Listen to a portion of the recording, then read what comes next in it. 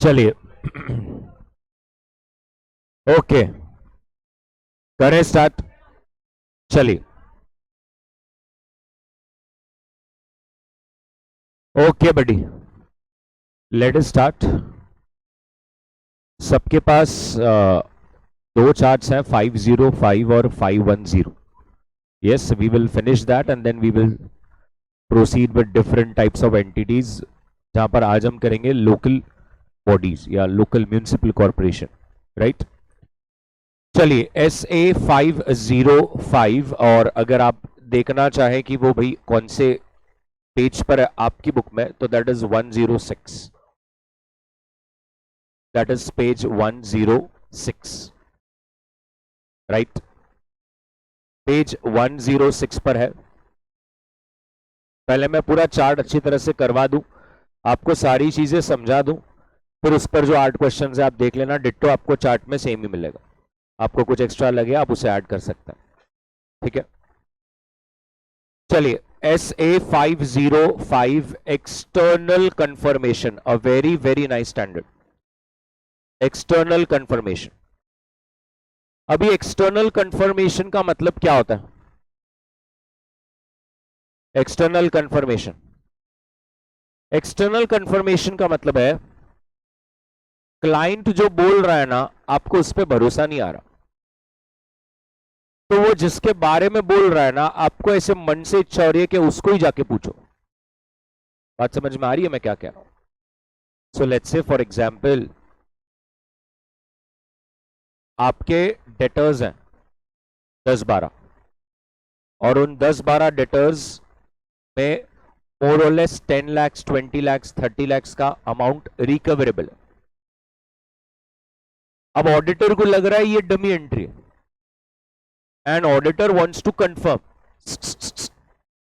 Auditor wants to confirm कि क्या सच में इतने पैसे आने वाले हैं क्या, और वाइस वर्सा क्रेडिटर्स में 8-10 खड़े हैं, उसे लगता है ये डमी एंट्री, आपने झूठे खर्चे पोस्ट करे, और उसको लगता है कि आप सच नहीं बोल रहे।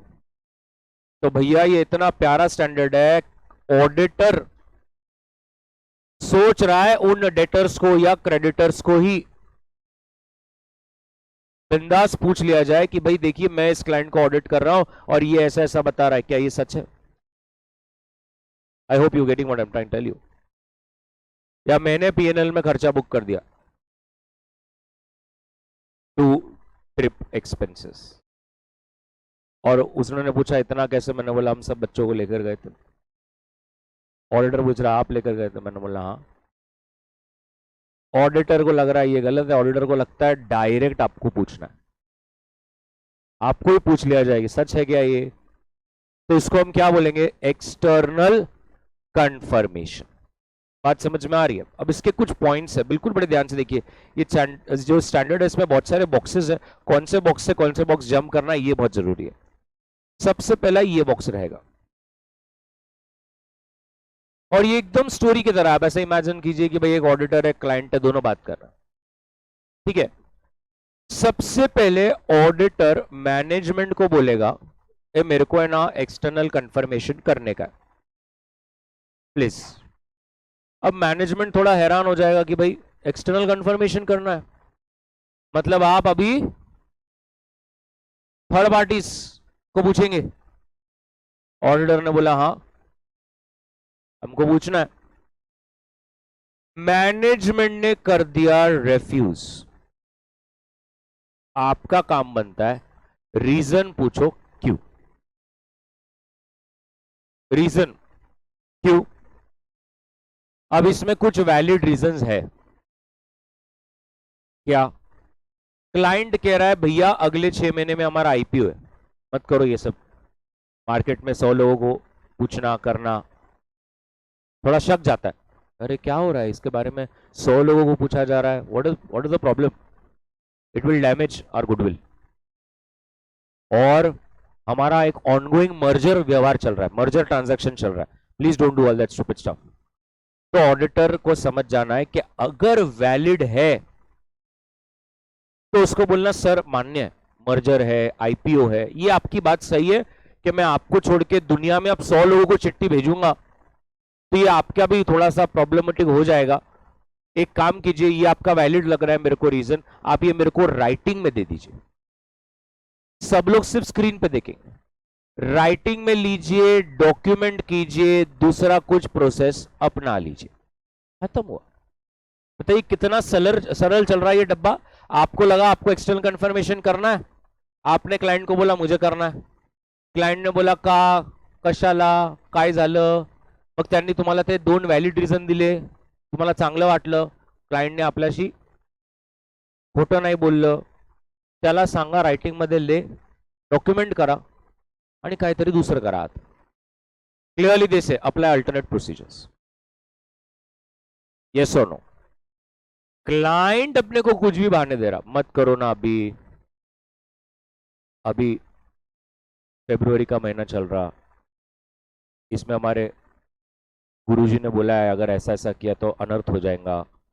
अगर ऐसी फालतू बातें हो रही है तो प्लीज इसे अपने काम पर लिमिटेशन समझिए, इसे हमारे काम पर आप रोक लगा रहे हैं ऐसा समझ लीजिए, हम समझ लेंगे। और आपको तो मालूम है जब भी कोई हमारे काम पर रोक लगाएगा हम सीधी धमकी दे देंगे, हम मायके जा रहे हैं, बराबर है।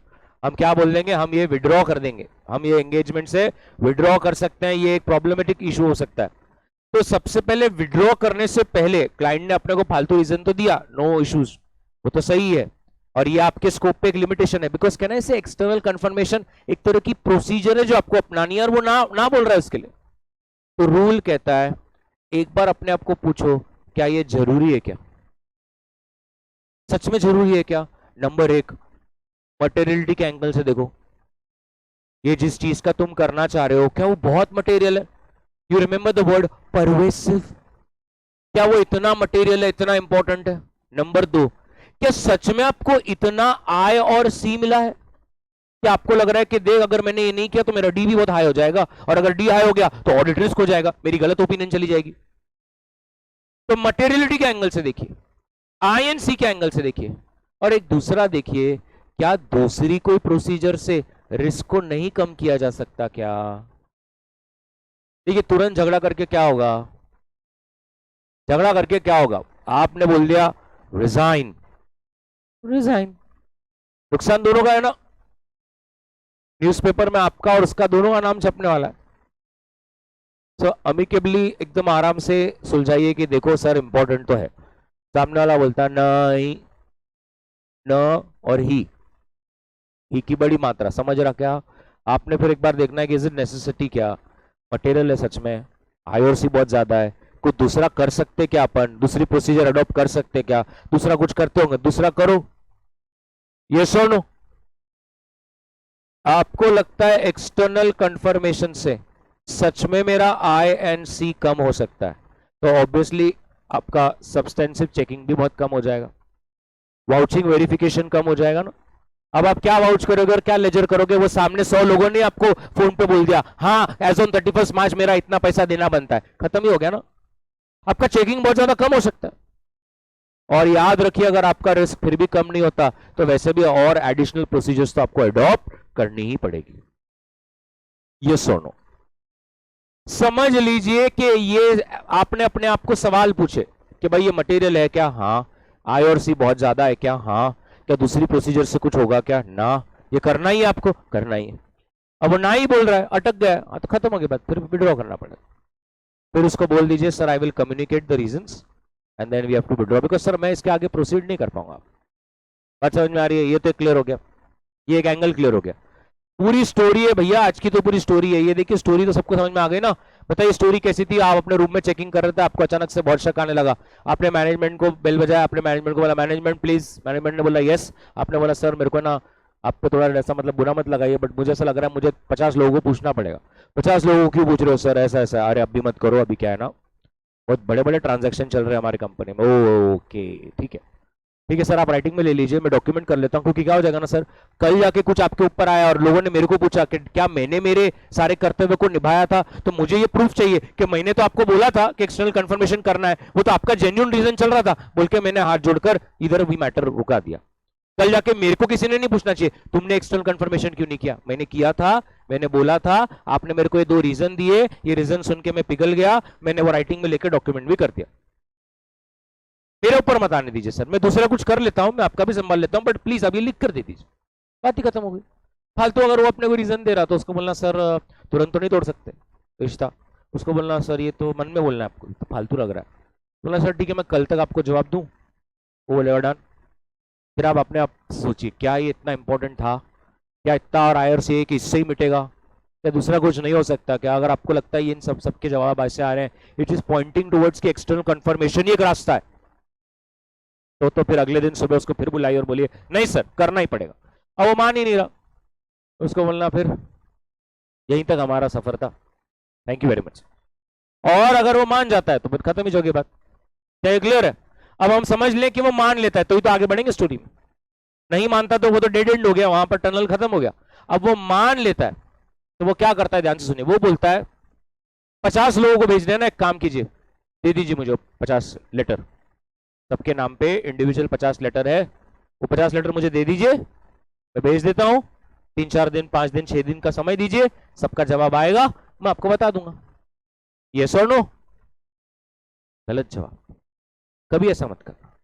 रूल ऐसा है, रूल ऐसा है, कंफर्मेशन सीए के ऑफिस से डायरेक्टली रिस्पोंडेंट को जाएगा और रिस्पोंडेंट से रिप्लाई डायरेक्टली ऑडिटर को ही आएगा। ओहो, मतलब का सर का त्या क्लाइंटला का क्रो क्यों नहीं? अरे भाई अपना एग्जांपल ले लो, उन्होंने मुझे पूछा कि हमें को आपकी इंटर की बैच को पूछना है, मैं क्या कह रहा हूं, अरे मेरे को ही दे दो ना, हाँ ये लेटर किसके नाम का है, हर्षित कह दो मेरे को, दो मैं बात कर लूंगा। सबके लेटर मैंने लिए, मैंने क्या किया, सबके लेटर ड्रॉवर में डाल दिया, ड्रॉवर ऐसा बंद कर दिया, 5 दिन रिलैक्स। मुझे हर दिन वो पूछ रहा है रिप्लाई आ रहे क्या, आ रहे ना सर, 15-20 लोगों के रिप्लाई भी आए, सब बोल रहे हाँ। और राहुल को मैंने बोल दिया काम कर, सबके नाम की कुछ भी साइन मारो और बता दो कि रिप्लाई हाँ है।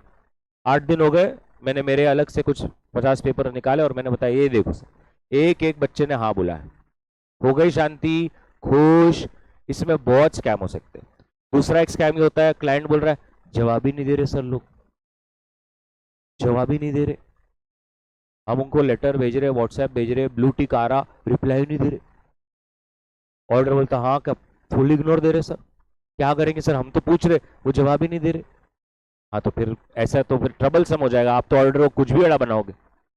ऑडिटर बोलता है तेरे हाथ में नहीं दूंगा, मेरे को नाम एड्रेस दे दो, मैं ही भेजूंगा और मेरे को ही रिप्लाई आएगा, आप बीच में क्यों आते हैं, हमको करने दो ना। आप अपना इन्फ्लुएंस भी डाल सकते हो उसमें, यस और नो, एवरीबॉडी, पक्का? ये क्या सबको समझ में आया? तो पहले एक तो जाना आपसे और आएगा भी आपको, बीच में क्लाइंट को नहीं लेना, क्लाइंट को लिया तो वो स्कैम कर सकता है। Is this clear?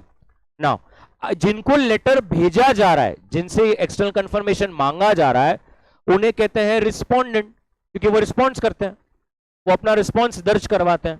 तो रूल कहता है कभी भी आप एक्सटर्नल कंफर्मेशन करो ना, रिस्पोंडेंट्स के ये कुछ कैरेक्टरिस्टिक्स को देख लो, ये कुछ कैरेक्टरिस्टिक्स है सर रिस्पोंडेंट के, क्या कैरेक्टरिस्टिक है, competent, independent, authority, knowledge, objectivity, motivation, ability, willingness. अब ये क्या होता है, अब ये क्या होता है, जिनको आप ये पत्र भेज रहे हो, मामाचा पत्र, वो व्यक्ति ऐसे होने चाहिए ना कि जवाब दे, यस और नो। जवाब ही नहीं देगा तो कैसे चलेगा, जवाब तो देना पड़ेगा कि नहीं? आपको मालूम है आप जिनको लेटर भेज रहे हो ना, they will not reply, they will not reply, yes. वो रिप्लाई नहीं देंगे तो फिर ये पैसा क्यों करना है, इतने खर्चा क्यों करना? तो ये कैसा देखने का, कैसे देखने का,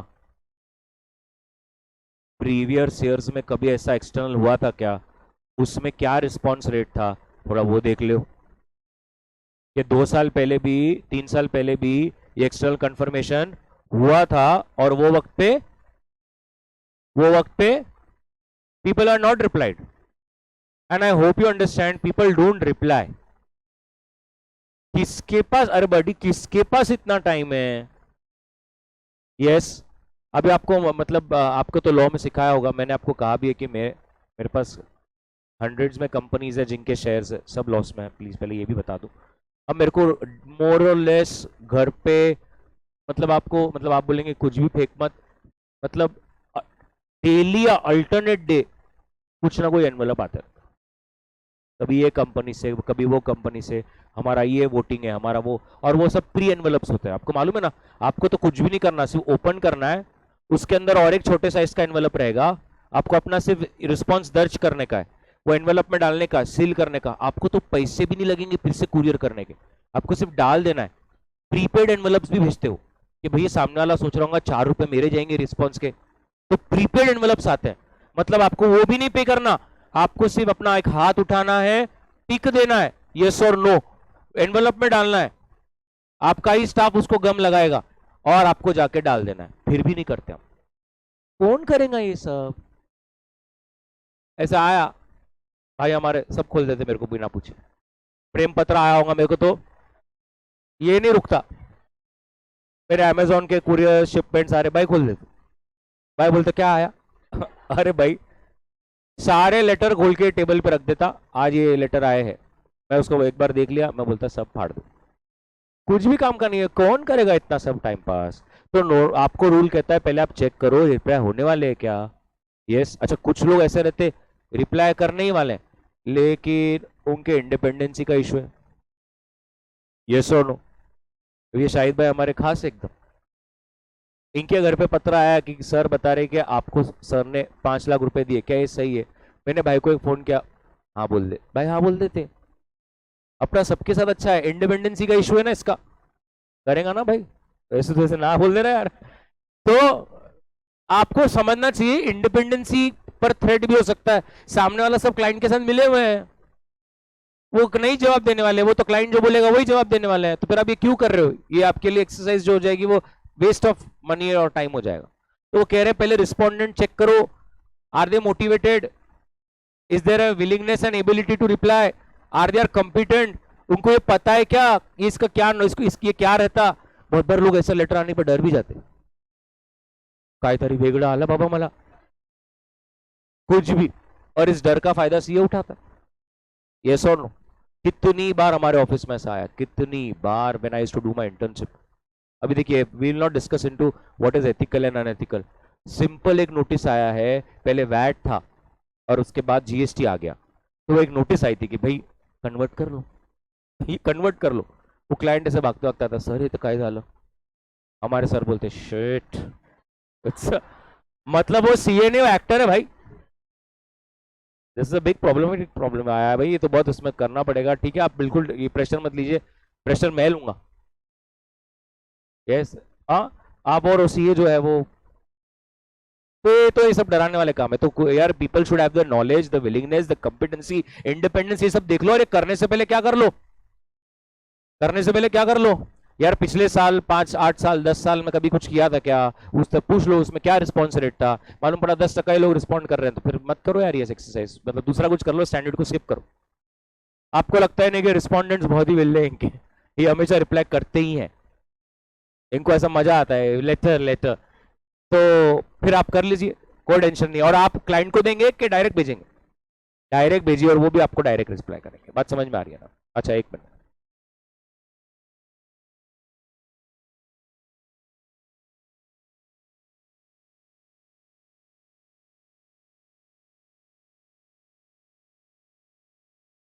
नहीं नहीं सर, अभी आगे मेरा जब स्टैंडर्ड खत्म होगा तो उसमें ऐसा रहेगा कि झगड़े हो या ना हो, सामने वाला रिप्लाई करेगा द अमाउंट इज रॉन्ग, तो अपने को सिर्फ क्लाइंट के साथ बैठ के बोलने का है कि सर आपने तो अपने लेजर में 8 लाख बताया, बट सामने वाला तो कह रहा है 6 ही लाख है, तो इसका क्या है, तो क्लाइंट आपको उसका रीजन देगा, अपने को कुछ ऐसा एक्शन थोड़ी लेना है उसके ऊपर, आपको जहां जहां डिफरेंसेस दिखे वो सारे डिफरेंसेस, चलिए अभी इसने पूछा चलेगा सबको, एकदम एंड में चले जाऊं मैं, बाहुबली कटप्पा, यस, तो यहां पर आप देख सकते हैं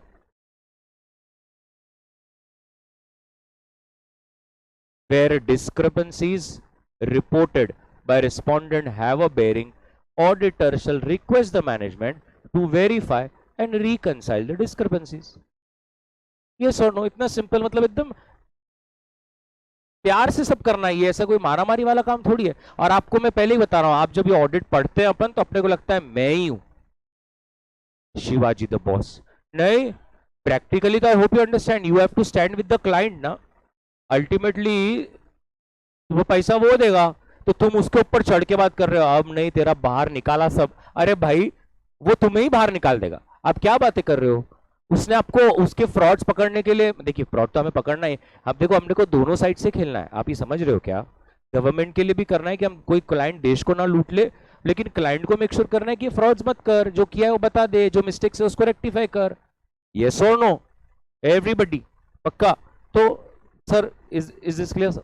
the only discrepancies that comes up, tell the client, client देखो आपने मेरे को 100 लेजर दिए थे, मैंने 100 लेजर में किए, मेरे को सिर्फ 6 लेजर में प्रॉब्लम दिख रहा है, क्योंकि आप अलग बोल रहे हो और उनका अलग रिप्लाई है, तो जरा देख के बता दो क्या कारण है।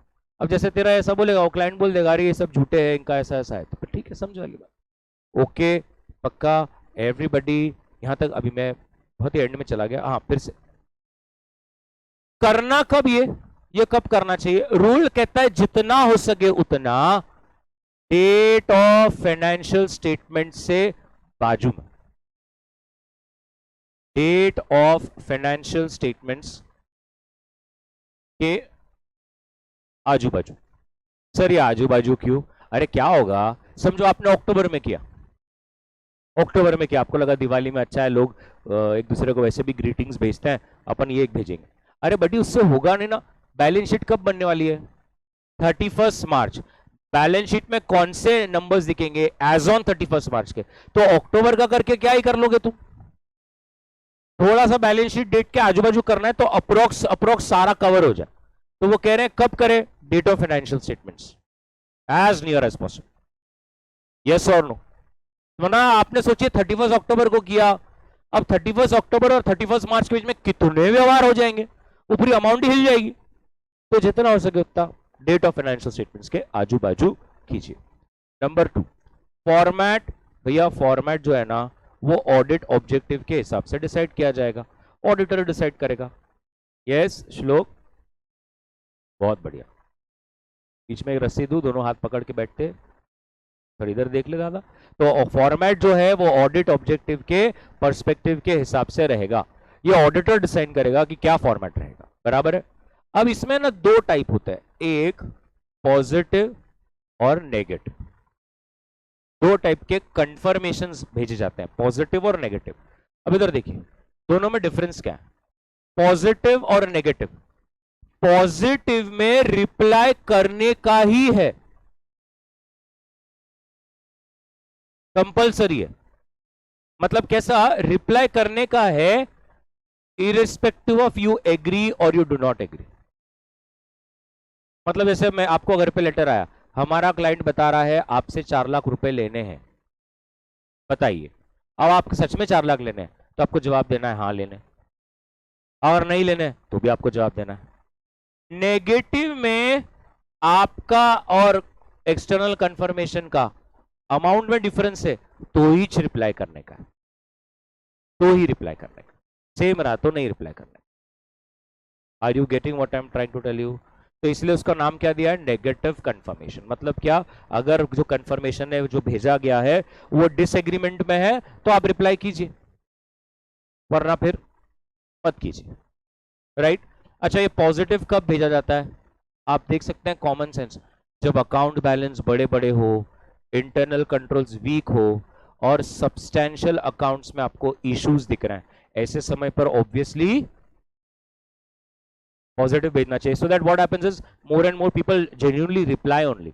This negative is done when the INC is low, या तो अकाउंट बैलेंसेस बहुत ज्यादा हैं बट अमाउंट बहुत छोटे छोटे हैं, और इंटरनल कंट्रोल्स तो वैसे भी बहुत स्ट्रांग है, तो ऐसा लगता है कि इतना एरर कुछ आएगा नहीं, तो आप नेगेटिव कीजिए। क्या ये समझ में आ रहा है क्या? एवरीबडी बोलो। Next, obtain an understanding of the substance of clients transactions and arrangements to decide about क्या information डालना चाहिए।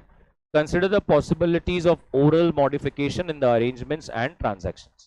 मतलब डिपेंड करता है क्लाइंट और जो थर्ड पार्टी जिसको आप भेज रहे हो उनके बीच में टाइम बीन के लिए क्या ट्रांजैक्शंस चल रहे हैं, और उसके हिसाब से ही फिर आप उसको डिजाइन कीजिए। समय समय पर अगर आपको लगता है if there is any modifications that are required, you should do the required modification. जैसे अपन ऐसे 300 में एक स्ट्रैटेजी बना लेते हैं, एक प्लान बना लेते हैं, but as and when the situations change you modify. In the same case, if you feel, then obviously here also you can change whatever is required. अंत में आपको कंफर्मेशन भी आया, लेकिन अभी भी एक सफिशिएंट एविडेंस नहीं मिल रहा है। रूल कहता है एडिशनल प्रोसीजर कीजिए। यस, एडिशनल प्रोसीजर कीजिए, और जहां पर भी इन्वेस्टिगेशंस है उसको क्या कीजिए, जहां पर भी इन्वेस्टिगेशंस है उसको क्या कीजिए, इन्वेस्टिगेट कीजिए, और क्लाइंट को बोलिए कि कर बता इसके बारे में। करेक्ट? देख लीजिए अब एक बार पूरा स्टैंडर्ड।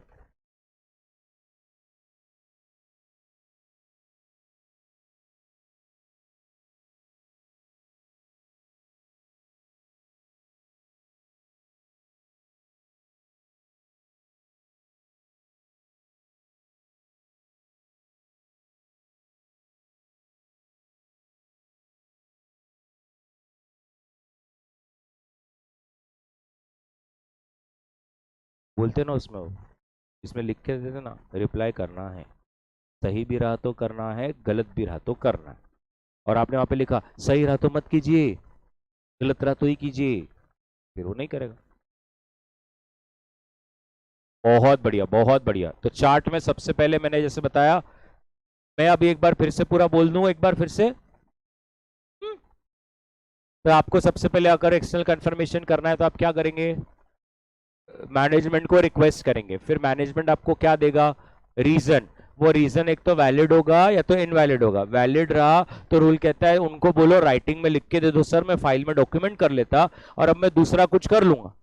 इनवैलिड रहा तुमको बोलना सर ये तो आप फालतू बातें कर रहे हैं, ठीक है सर फिर मैं कल बताता हूं, मुझे देखना पड़ेगा कि सच में मटेरियल है क्या, आई और सी जो है वो बहुत ज्यादा है, यस और नो, और रिस्क जो है वो कम नहीं होने वाला, तो मुझे एक तो करना ही पड़ने वाला है। अगर वो करने दे तो ठीक, करा तो अपना ही काम अच्छा होगा, अपने को वाउचिंग वेरिफिकेशन कम करना पड़ेगा, यस और नो। और अगर वो नहीं माना तो फिर अपने पास एक ही रास्ता है, विड्रॉ करने का।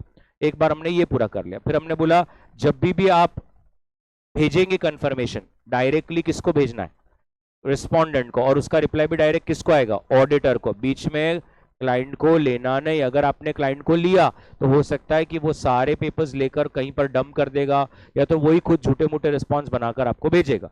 तो कभी भी एक्सटर्नल कंफर्मेशन होता है तो वो डायरेक्ट रिस्पोंडेंट को ही होता है। कैरेक्टरिस्टिक्स की अगर हम बात करें कि भाई रिस्पोंडेंट कैसा होना चाहिए, तो कॉम्पिटेंट होना चाहिए, नॉलेज होना चाहिए, विलिंगनेस टू रिप्लाई होना चाहिए, इंडिपेंडेंट होना चाहिए, अनबायस्ड होना चाहिए। ऐसे कुछ फीचर्स हैं, कैरेक्टरिस्टिक्स है रिस्पोंडेंट। जब भी आप करें, रूल कहता है प्रायर एक्सपीरियंस लेकर कीजिए, देखिए क्या वो रिप्लाई करते हैं, क्या करते हैं तो करने का, नहीं करते तो फिर क्यों कर रहे हो टाइम पास, आप दूसरा कुछ कर लीजिए। टाइमिंग, भैया आप जो टाइमिंग रहेगा वो मेक श्योर कीजिए कि जितना हो सके उतना डेट ऑफ फाइनेंशियल स्टेटमेंट्स के आजू बाजू कीजिए, बिकॉज बैलेंस शीट आपका बनने वाला है as on 31 March. Format, format जो है वो तो डिपेंड करता है कि आपका क्या ऑब्जेक्टिव है, ऑडिटर है जो फॉर्मेट डिसाइड करेगा। टाइप, एक पॉजिटिव और एक नेगेटिव। पॉजिटिव में मेक श्योर कीजिए कि वो रिप्लाई करे, एग्री हो या ना। नेगेटिव में वो रिप्लाई करेगा तभी जब उसको डिसएग्रीमेंट लगता है, जब उसको लगता है कि ये जो नंबर है वो नंबर से अलग है, तो उसको बोलिए कि वो रिप्लाई कीजिए। नेगेटिव तब करते हैं जब रिस्क इतना कम हो, इंटरनल कंट्रोल स्ट्रांग हो, बहुत सारे अकाउंट्स हो बट अमाउंट बहुत छोटे छोटे हो। पॉजिटिव कब करते हैं, अकाउंट्स कम है, नंबर्स बड़े हैं, रिस्क ज्यादा है, इंटरनल कंट्रोल वीक है, ऐसे समय पे हमें लगता है कि हमें सबका रिप्लाई आना चाहिए। अंत में जब रिप्लाई आ जाएगा, एक तो वो आपको अच्छा एविडेंस देगा या तो नहीं देगा। रूल कहता है अगर अच्छा एविडेंस नहीं दिया तो एडिशनल प्रोसीजर्स अब कर लेना, और अगर अच्छा एविडेंस दिया और आपको कोई डिस्क्रिपेंसी दिखती है तो मैनेजमेंट को बताइए कि मैनेजमेंट ये देख ऐसा ऐसा हो रहा है, ये तेरा कुछ अलग आ रहा है, तो प्लीज थोड़ा इसका बता दीजिए ना, देख लीजिए ना क्या प्रॉब्लम है, और फिर आप इन्वेस्टिगेशन कीजिए। Exceptions to determine whether or not there are any indicative misstatements, जिसमें आपको मालूम है ना SA 450 इवैल्यूएशन ऑफ मिसस्टेटमेंट्स कल किया था ना, वो दमशरास, accumulate, measure with materiality, change the, अरे यस, बस बस परफेक्ट है, देख लिया आपने सब। अब मैं आपको जैसा बोलूं क्वेश्चन 29 से चालू कर दीजिए। अच्छा आप बोलते जा रहे थे, नाइस। क्वेश्चन 29,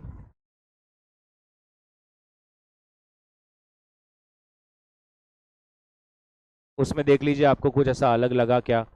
मुझे तो एक ही चीज दिखती है।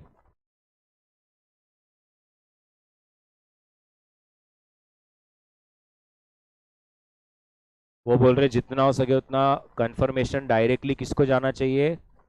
क्लाइंट को, और क्लाइंट से डायरेक्ट जाना चाहिए ऑडिटर को। ये लाइन इधर वो लिखी हुई है, बार बार वही ऑब्जेक्टिव है कि जितना हो सके उतना अच्छा एविडेंस, रेलेवेंट और रिलायबल एविडेंस मिले। ये हमारे ऐसे 505 का ऑब्जेक्टिव है कि एविडेंस अच्छा मिले, क्लाइंट पे थोड़ा भरोसा कम है।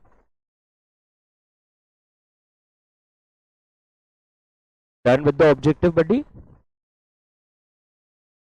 अभी अपने को एक्सटर्नल कंफर्मेशन पूछ रहे हैं, जिसमें अंदर स्पेसिफिकली क्या करना होता है। नंबर एक, पहले कंफर्म करो क्या कंफर्म करना है, फिर किससे करना है, फिर वो लेटर को डिजाइन करो और लेटर को भेजो, फॉलो अप लो। तो वो एक्सटर्नल कंफर्मेशन की डेफिनेशन यहां पर है, जिसको भी डेफिनेशन यहां पर आ गई है। It is a process of obtaining and evaluating through a direct communication from third party in response to the request sent with respect to an assertion made by the management in the financial statements। मैं definition को पहले हिंदी में भी बोल सकता हूं। ये एक ऐसी प्रोसेस है जिससे हम थर्ड पार्टी के साथ डायरेक्ट कम्युनिकेशन बनाते हैं, बिकॉज हमने उनको रिक्वेस्ट किया है कि प्लीज रिस्पॉन्स कीजिए, क्योंकि कोई पर्टिकुलर आइटम है जो मैनेजमेंट ने फाइनेंशियल स्टेटमेंट्स में बताई है, बट हमें उसके बारे में कुछ और इंफॉर्मेशन, आपसे डायरेक्ट कंफर्मेशन चाहिए। तो इसलिए उसको इंग्लिश में बोला गया, it's a process of obtaining and evaluating through a direct communication from third party in response to the request for information about particular item affecting assertions made by management in the financial statements। नीचे वो पूछ रहे क्या करने का। My God simple. पहले तो information कौन सा कंफर्म करने का है वो, नंबर 2 किससे करने का है वो, नंबर 3 बनाओ, फॉर्मेट बनाओ, नंबर 4 भेजो, नंबर 5 फॉलो अप लो, रिप्लाई करो। ये उसकी प्रोसेस है, ये उसकी प्रोसेस है। नेक्स्ट, यहां पर ये वाला कर लेना, ये मेरे चार्ट में नहीं है। एग्जाम्पल्स जहां पर ये ज्यादा करके यूज होता है, एग्जाम्पल, एग्जू,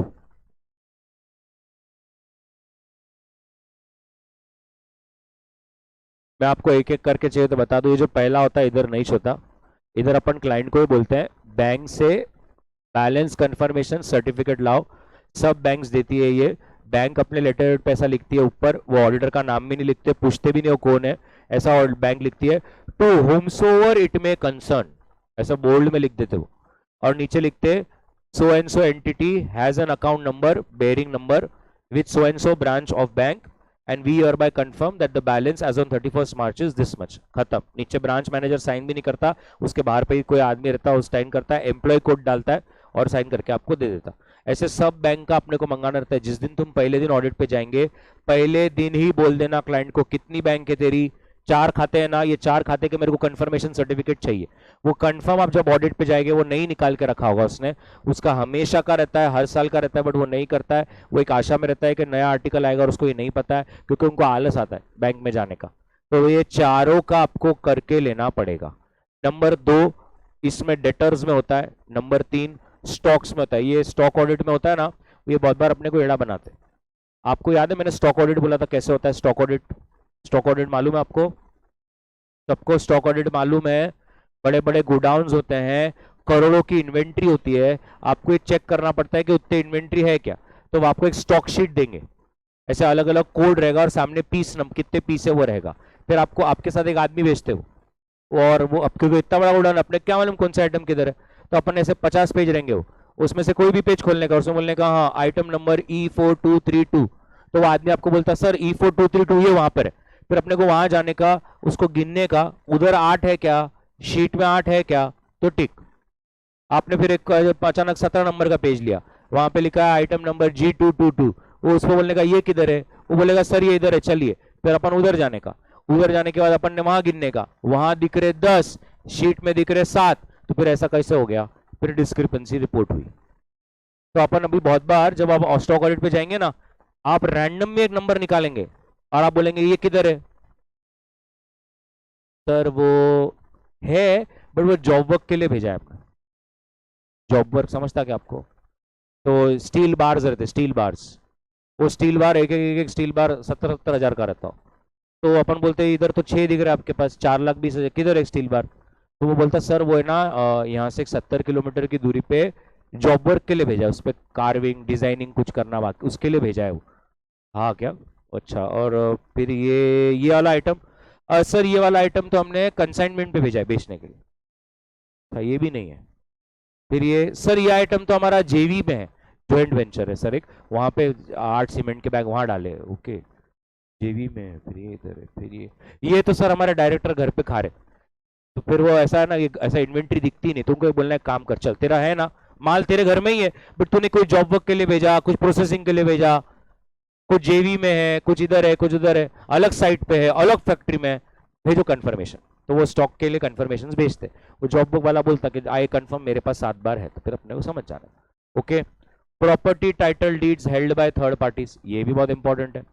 गिरवी रख देते लोग ओरिजिनल डॉक्यूमेंट बैंक में और झूठ बोलते इधर है उधर है, तो वो एक कंफर्मेशन कराने का। Investments purchase but delivery not taken, ये कैसे हो गया, यस और नो?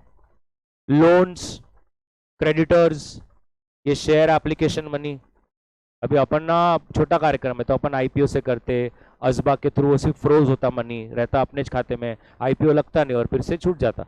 बड़े बड़े लोग क्या करते हैं, प्री आईपीओ इन्वेस्ट करते हैं, एक्चुअली वो लोन दिए हुआ रहता, लेकिन वो बोलते हैं हमने प्री आईपीओ अलॉटमेंट किया हुआ है, 120 करोड़ का सर ने प्री आईपीओ अलॉटमेंट के लिए पैसा दिया है, अभी दिया उसको भी 90 दिन हो गए ना, यस और नो? अभी जैसे बीच में I did not do, all my friends did, NSC का शेयर्स आया है, किसी को लेना है तो 3,900 में आया था 20-25 दिन पहले, अभी 4050 चल रहा है, किसी को लेना है तो मिनिमम 5 या 8 लाख के लेने पड़ेंगे एनएससी के शेयर्स।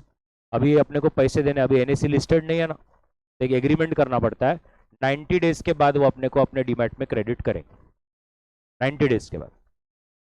अब 90 डेज तक आपने अप्लाई किया, पैसा किधर है क्या है, तो वो भी देखना पड़ता।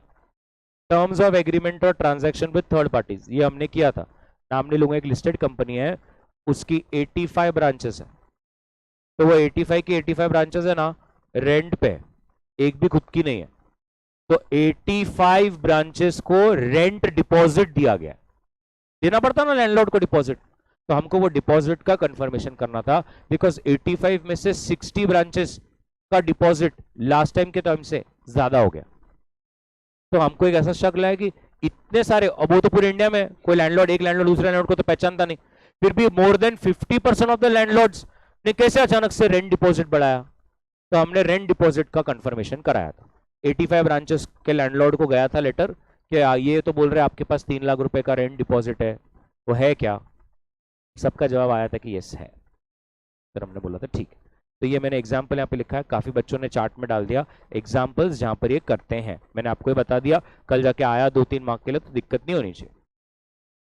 अब वो बोल रहे हैं प्रोसीजर बताओ, अब मैं ये नहीं बताऊंगा प्रोसीजर, आपको मालूम है ये, पहले तो अपन पूछेंगे कौन सी इंफॉर्मेशन अपने को चाहिए, यस और नो? मेरे को बताइए ये क्या पॉइंट आपको देखे देखे लग रहे क्या? फिर कौन सी पार्टी से लेना वो देखो, फिर रिक्वेस्ट को डिजाइन करो और फिर फॉलो अप लो। बताइए कहां पर था ये? अभी ऊपर ही था। यस, 1 मिनट लीजिए, पढ़ लीजिए फटाफट से।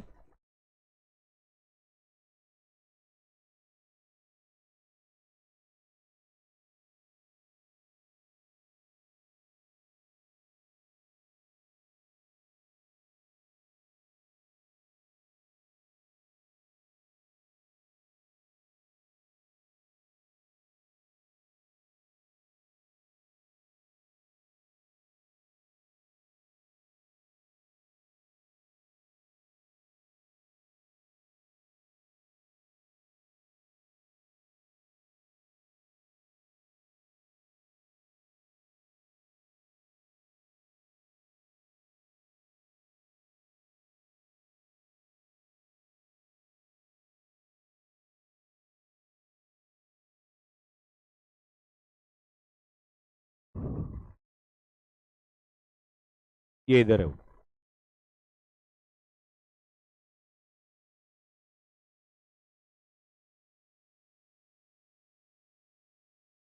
जब आपको एक्सटर्नल प्रोसीजर का रास्ता नहीं अपनाना है तो सो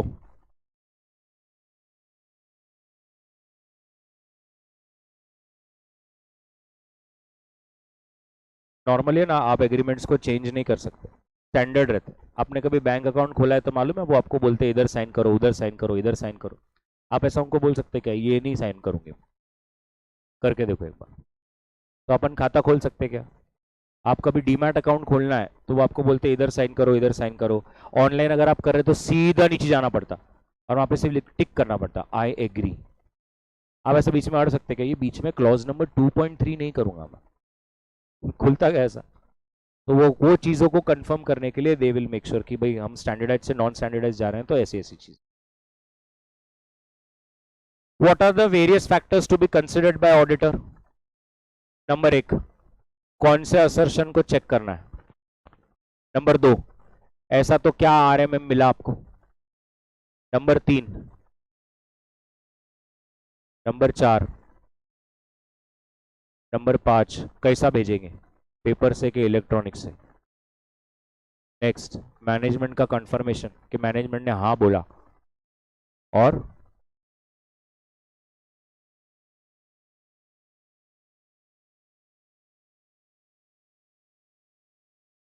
इन बातों पर ध्यान देना है। क्या पूछना है, कौन से रिस्क को एड्रेस कर रहे हो, क्या प्रेजेंटेशन होगा, प्रायर एक्सपीरियंस था क्या, कैसे भेजेंगे, hard copy, electronic, message, email, management का ऑथराइजेशन है ना। ऐसा नहीं हो जाना चाहिए अपन बिना पूछे कर रहे। यस, और लोग रिप्लाई देंगे क्या, उनकी एबिलिटी और विलिंगनेस है क्या, इन बातों पर ध्यान देना है। क्लियर? नेक्स्ट, ये 4 डेफिनेशन को स्टार मार्क कीजिए, बहुत बार आते रहता है ये मैंने यहाँ पर ऐसा एक बार लिखा है लेकिन ये 2-3 बार आया हुआ exam. Positive, negative, non response, exception. Positive सबको मालूम है क्या? नेगेटिव सबको मालूम है। नॉन रिस्पॉन्स मतलब क्या होगा? सामने वाला दे ही नहीं response. So a failure of confirming party to respond और fully respond to a positive request और request is returned undelivered, nobody is there to receive the request, पत्र फिर से आ गया। what is an exception? exception क्या होता है? मतलब आपका जो मैनेजमेंट ने बोला और जो उसका रिप्लाई आया उसमें डिफरेंस है। so a response that indicates a difference between information requested to be confirmed and the information provided by the third party। जो एंटिटी के बुक्स में है और जो उन्होंने भेजा उसमें डिफरेंस आ गया तो इसको बोलते हैं एक्सेप्शन। ये मेरे को लगता है और भी आगे कहीं तो भी है, नहीं है क्या, जाने दो। This is a question which is repeat, फिर से कहां पर होता है बताइए ना जरा, कौन सा क्वेश्चन है?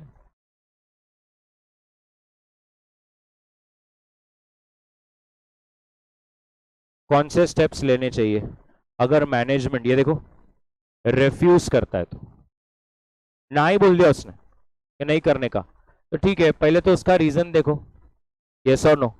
नंबर 2, क्या सच में मेरे को इतने रिस्क मिले थे क्या? नंबर 3, क्या अपन अल्टरनेटिव प्रोसीजर्स कर सकते क्या? अगर नहीं और अपने को उसका रिक्वेस्ट अनरीजनेबल लग रहा है तो फटाक से किसको बोल देने का? टीसीडब्ल्यूजी को। एक तो आप मॉडिफाई कर दीजिए अपने ओपिनियन को, और अगर लगता है कि इसके बिना बढ़ ही नहीं सकते तो फिर withdraw, withdraw.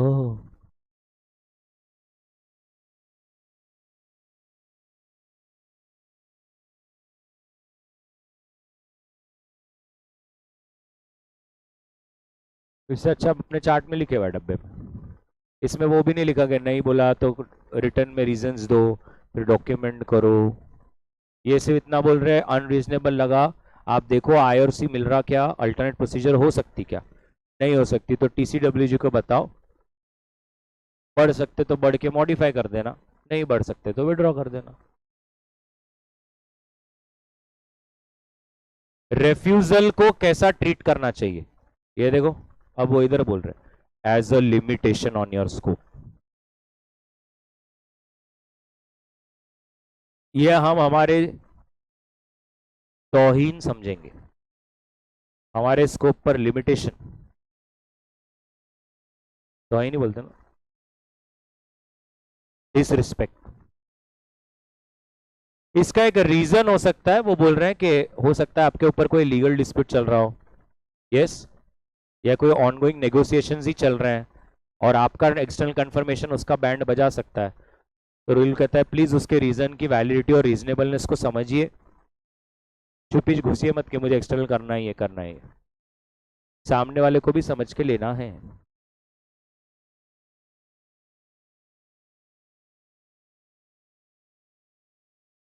Next, negative confirmation क्या रहता, और मेरे को बताइए ये अपने चार्ट में था क्या, कब करना चाहिए? ये चार्ट में है ना, रिस्क लो है, yes, small small homogeneous items है, लो एक्सपेक्शन रेट, मतलब डिफरेंसेस आने के चांसेस बहुत कम रहने वाले हैं।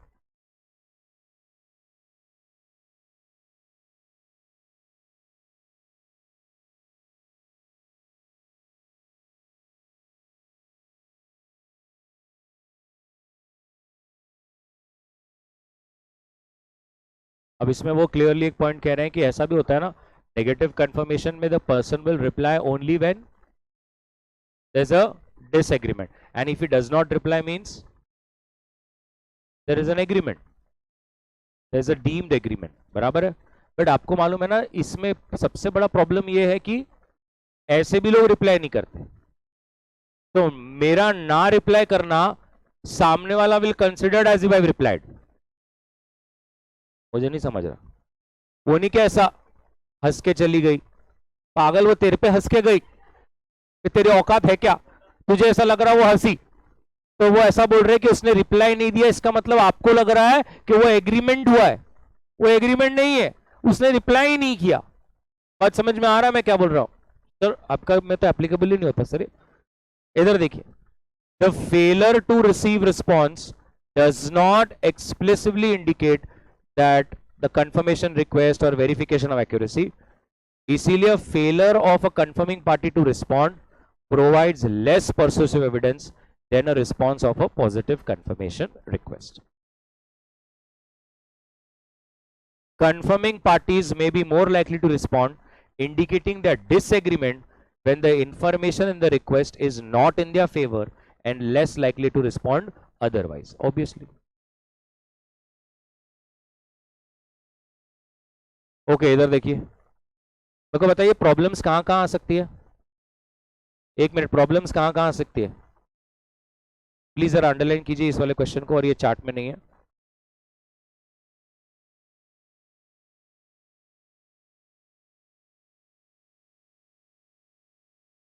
क्या क्या कैटेगरीज में गिर सकता है? What is the first category? Can someone tell me quickly in Hindi, what is the first category?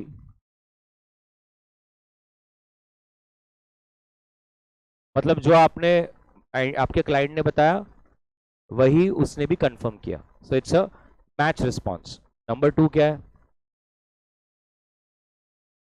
Response आया बट आपको उस पर शक आ रहा है। नंबर 3 क्या है? रिस्पॉन्स ही नहीं आ रहा। और नंबर 4 क्या है? रिस्पॉन्स आ रहा है बट डिफरेंस आया है। तो 4 चीजें हो सकती है। एक, response with no difference. Number 2, response with no difference but you feel it is fake. Number 3, no response. Number 4, response है but there is an issue. तो इसको हम लोग ऐसा करते हैं, एक रिस्पॉन्स यस नो, ये एक हो गया। लेकिन अगर रिस्पॉन्स आया और एग्रीमेंट में आया, ये एक है। इस एग्रीमेंट का आया, ये एक है।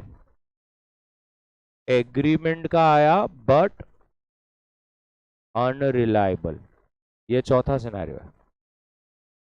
ऐसा भी हो सकता है रिस्पॉन्स आना नहीं आना, नहीं आना एक बात हो गई, आना एक बात हो गई, जो विदाउट डिफरेंस है, आना एक बात हो गई, लेकिन आपको लग रहा है झूठ बोल रहा है, इसका इंडिपेंडेंस का इशू है। और रिस्पॉन्स आना और एक्सेप्शन आना, एक्सेप्शन मतलब डिफरेंस आ गया।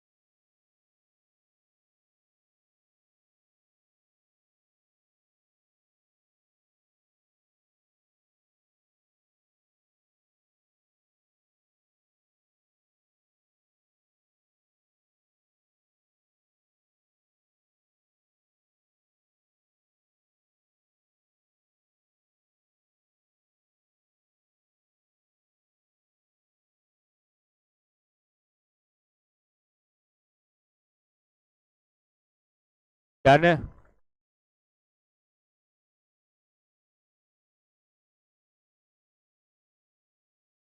मैं कर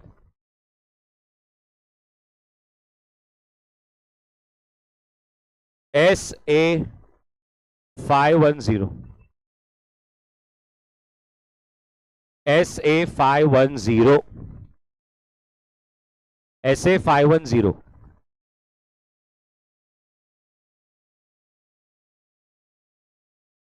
क्या हेडिंग है? इनिशियल ऑडिट एंगेजमेंट, और आगे बोल दिया ओपनिंग बैलेंस।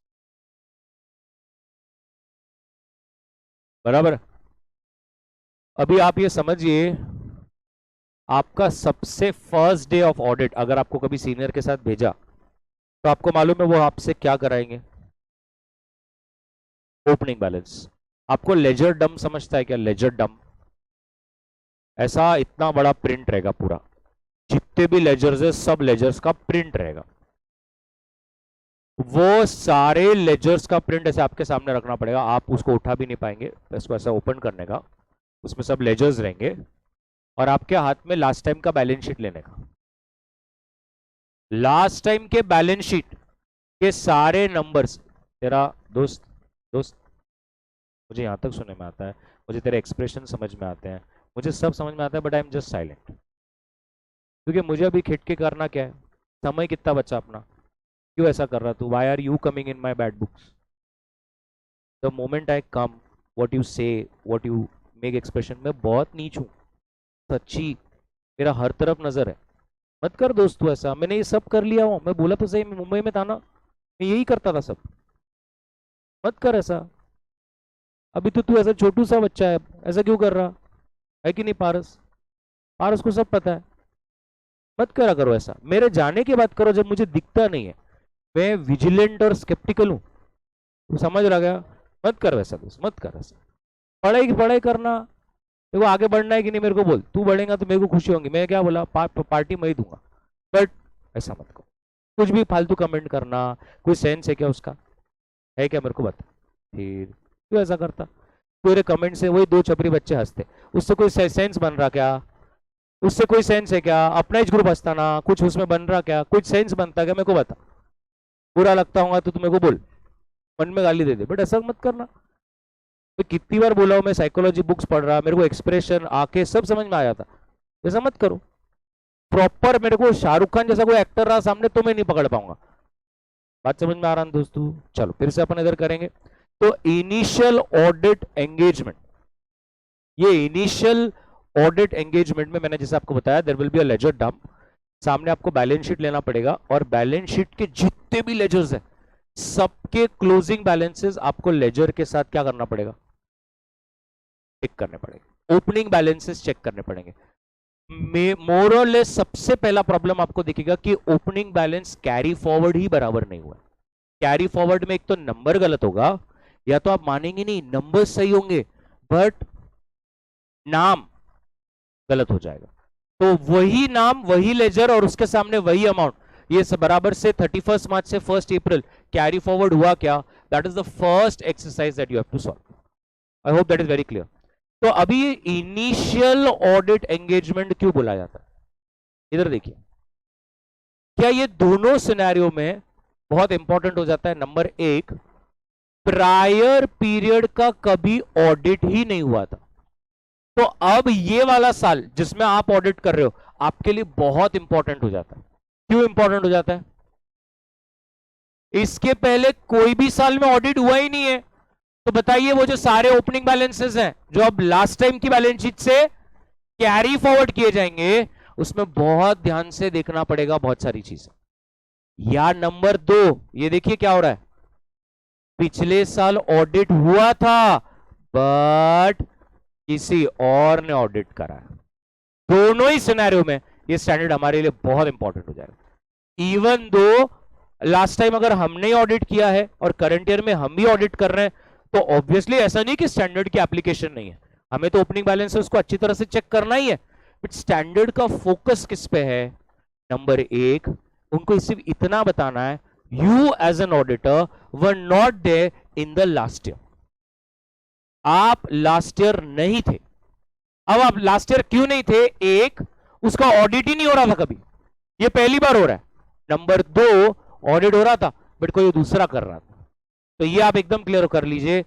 एक एंगेजमेंट इस इधर जो हम बोल रहे हैं इनिशियल ऑडिट एंगेजमेंट, यहां पर उसकी डेफिनेशन है प्रायर पीरियड अनऑडिटेड या प्रायर पीरियड ऑडिटेड बाय अ प्रेडेसर ऑडिटर। तो ये आप क्लियर हो गया कि आपको क्यों इसलिए ये स्टैंडर्ड बनाया है और ये स्टैंडर्ड पे क्या देखा गया। अब मेरे को बताइए, ये स्टैंडर्ड में सिर्फ हेडिंग दिया है ओपनिंग बैलेंसेस, बट इसमें तीन मेजर इश्यूज पर बात करी गई है। नंबर एक, opening balances. Number two, accounting policies. और नंबर तीन, modification to the opinion in the predecessor's audit report. There are three aspects to it. ये तीनों पर बात होती है, तो है ना, कभी कभी आप ऐसा मिस इंटरप्रेट ना कर लें कि ये हेडिंग में ओपनिंग बैलेंस है तो सिर्फ ओपनिंग बैलेंसेस के बारे में ही बात हो रही है। नहीं, ओपनिंग बैलेंसेस भी है, अकाउंटिंग पॉलिसीज भी है, और modification to the opinion in the predecessor auditor report, वो क्या है अपन देखेंगे बाद। ये क्लियर हो गया सबको? एवरीबडी, स्टैंडर्ड बहुत छोटा और सिंपल है, ध्यान से देखिए। अब आप ओपनिंग बैलेंसेस के बारे में क्या चेक करेंगे, तो सबसे पहले वो कहता है पिछले साल का बैलेंस शीट उठाओ हाथ में, अगर ऑडिट हुआ हो तो प्रेडेसर ऑडिटर की रिपोर्ट भी ले लो, और सारे ओपनिंग बैलेंसेस को अब एक एक कर कर चेक करना स्टार्ट करना। अब जैसे आप चेक करना स्टार्ट करेंगे, वो कहता है एविडेंस इकट्ठा करो, क्या ओपनिंग बैलेंसेस में कोई मिसस्टेटमेंट्स है जो करंट पीरियड को अफेक्ट करे। यस, ओपनिंग बैलेंसेस में कोई मिसस्टेटमेंट्स अगर रही, इसका मतलब क्या है? पहली बात तो कि क्लोजिंग बैलेंसेस में इशू है, वो कैरी फॉरवर्ड हो रहे हैं करंट ईयर में एज ओपनिंग बैलेंसेस, तो आपका करंट ईयर भी मिसस्टेटेड हो जाएगा। तो आपको वो चेक करना है कि क्या क्लोजिंग बैलेंस में ही कोई प्रॉब्लम था क्या। नंबर तीन, क्या क्लोजिंग बैलेंस को करेक्टली ब्रॉट फॉरवर्ड किया गया है, नाम सही, अमाउंट सही, बराबर से कैरी फॉरवर्ड हुआ है। नंबर चार, क्या ओपनिंग बैलेंसेस को सही से अकाउंटिंग पॉलिसीज लगाई गई थी। अगर आपको कोई मिसस्टेटमेंट मिला, perform additional procedures and communicate to TCWG. Yes, perform additional procedures and communicate to TCWG कि सर हमको है ना लास्ट टाइम के ये ओपनिंग बैलेंसेस में, क्लोजिंग बैलेंसेस में इशू है, अभी अगर इसको हम लोग कैरी फॉरवर्ड करेंगे तो करंट ईयर में भी मिसस्टेटमेंट्स आ जाएगी। फिर से एक बार, आपको सबसे पहले क्या करना है, रीसेंट फाइनेंशियल स्टेटमेंट लेना है, और अगर लास्ट टाइम ऑडिट भी हुआ था तो ऑडिट रिपोर्ट भी होगा, वो भी लीजिए। नंबर दो, ओपनिंग बैलेंसेस पर एविडेंस इकट्ठा करना शुरू कीजिए और चेक कीजिए क्या उसमें कोई गलतियां तो नहीं थी। नंबर तीन, क्या वो सही से कैरी फॉरवर्ड हुआ है। नंबर चार, उन opening balances regarding accounting policy, अब आपको इसका मतलब समझता है ना, जैसे लास्ट टाइम क्लोजिंग स्टॉक है, लास्ट टाइम का क्लोजिंग स्टॉक अभी का ओपनिंग स्टॉक होगा, लेकिन आपको समझा लास्ट टाइम के क्लोजिंग स्टॉक में एज टू फॉलो ही नहीं किया, कॉस्ट और NRV whichever is lower that is not followed, तो वो फॉलो ही नहीं हुआ, तो फिर मेरा ओपनिंग बैलेंस भी गलत जाएगा। यस और नो? तो they are saying opening balances में जो अकाउंटिंग पॉलिसीज लगनी चाहिए क्या वो सही से लगी थी? और नंबर 5, अगर कोई मिसस्टेटमेंट मिला तो आप एडिशनल प्रोसीजर्स करिए और मैनेजमेंट को, टीसीडब्ल्यूजी को बताइए कि सर ये प्रॉब्लम्स है। क्लोजिंग स्टॉक, अभी मैंने एग्जांपल दिया, क्लोजिंग स्टॉक में इन्वेंट्री का जो वैल्यूएशन था वो गलत था, क्लोजिंग स्टॉक की वैल्यू गलत निकली, तो अब अपन उसको ओपनिंग में लेंगे, कैरी फॉरवर्ड करेंगे बिना कोई एडजस्टमेंट के, तो ओपनिंग का भी पीएनएल गलत हो जाएगा, बराबर है। नेक्स्ट,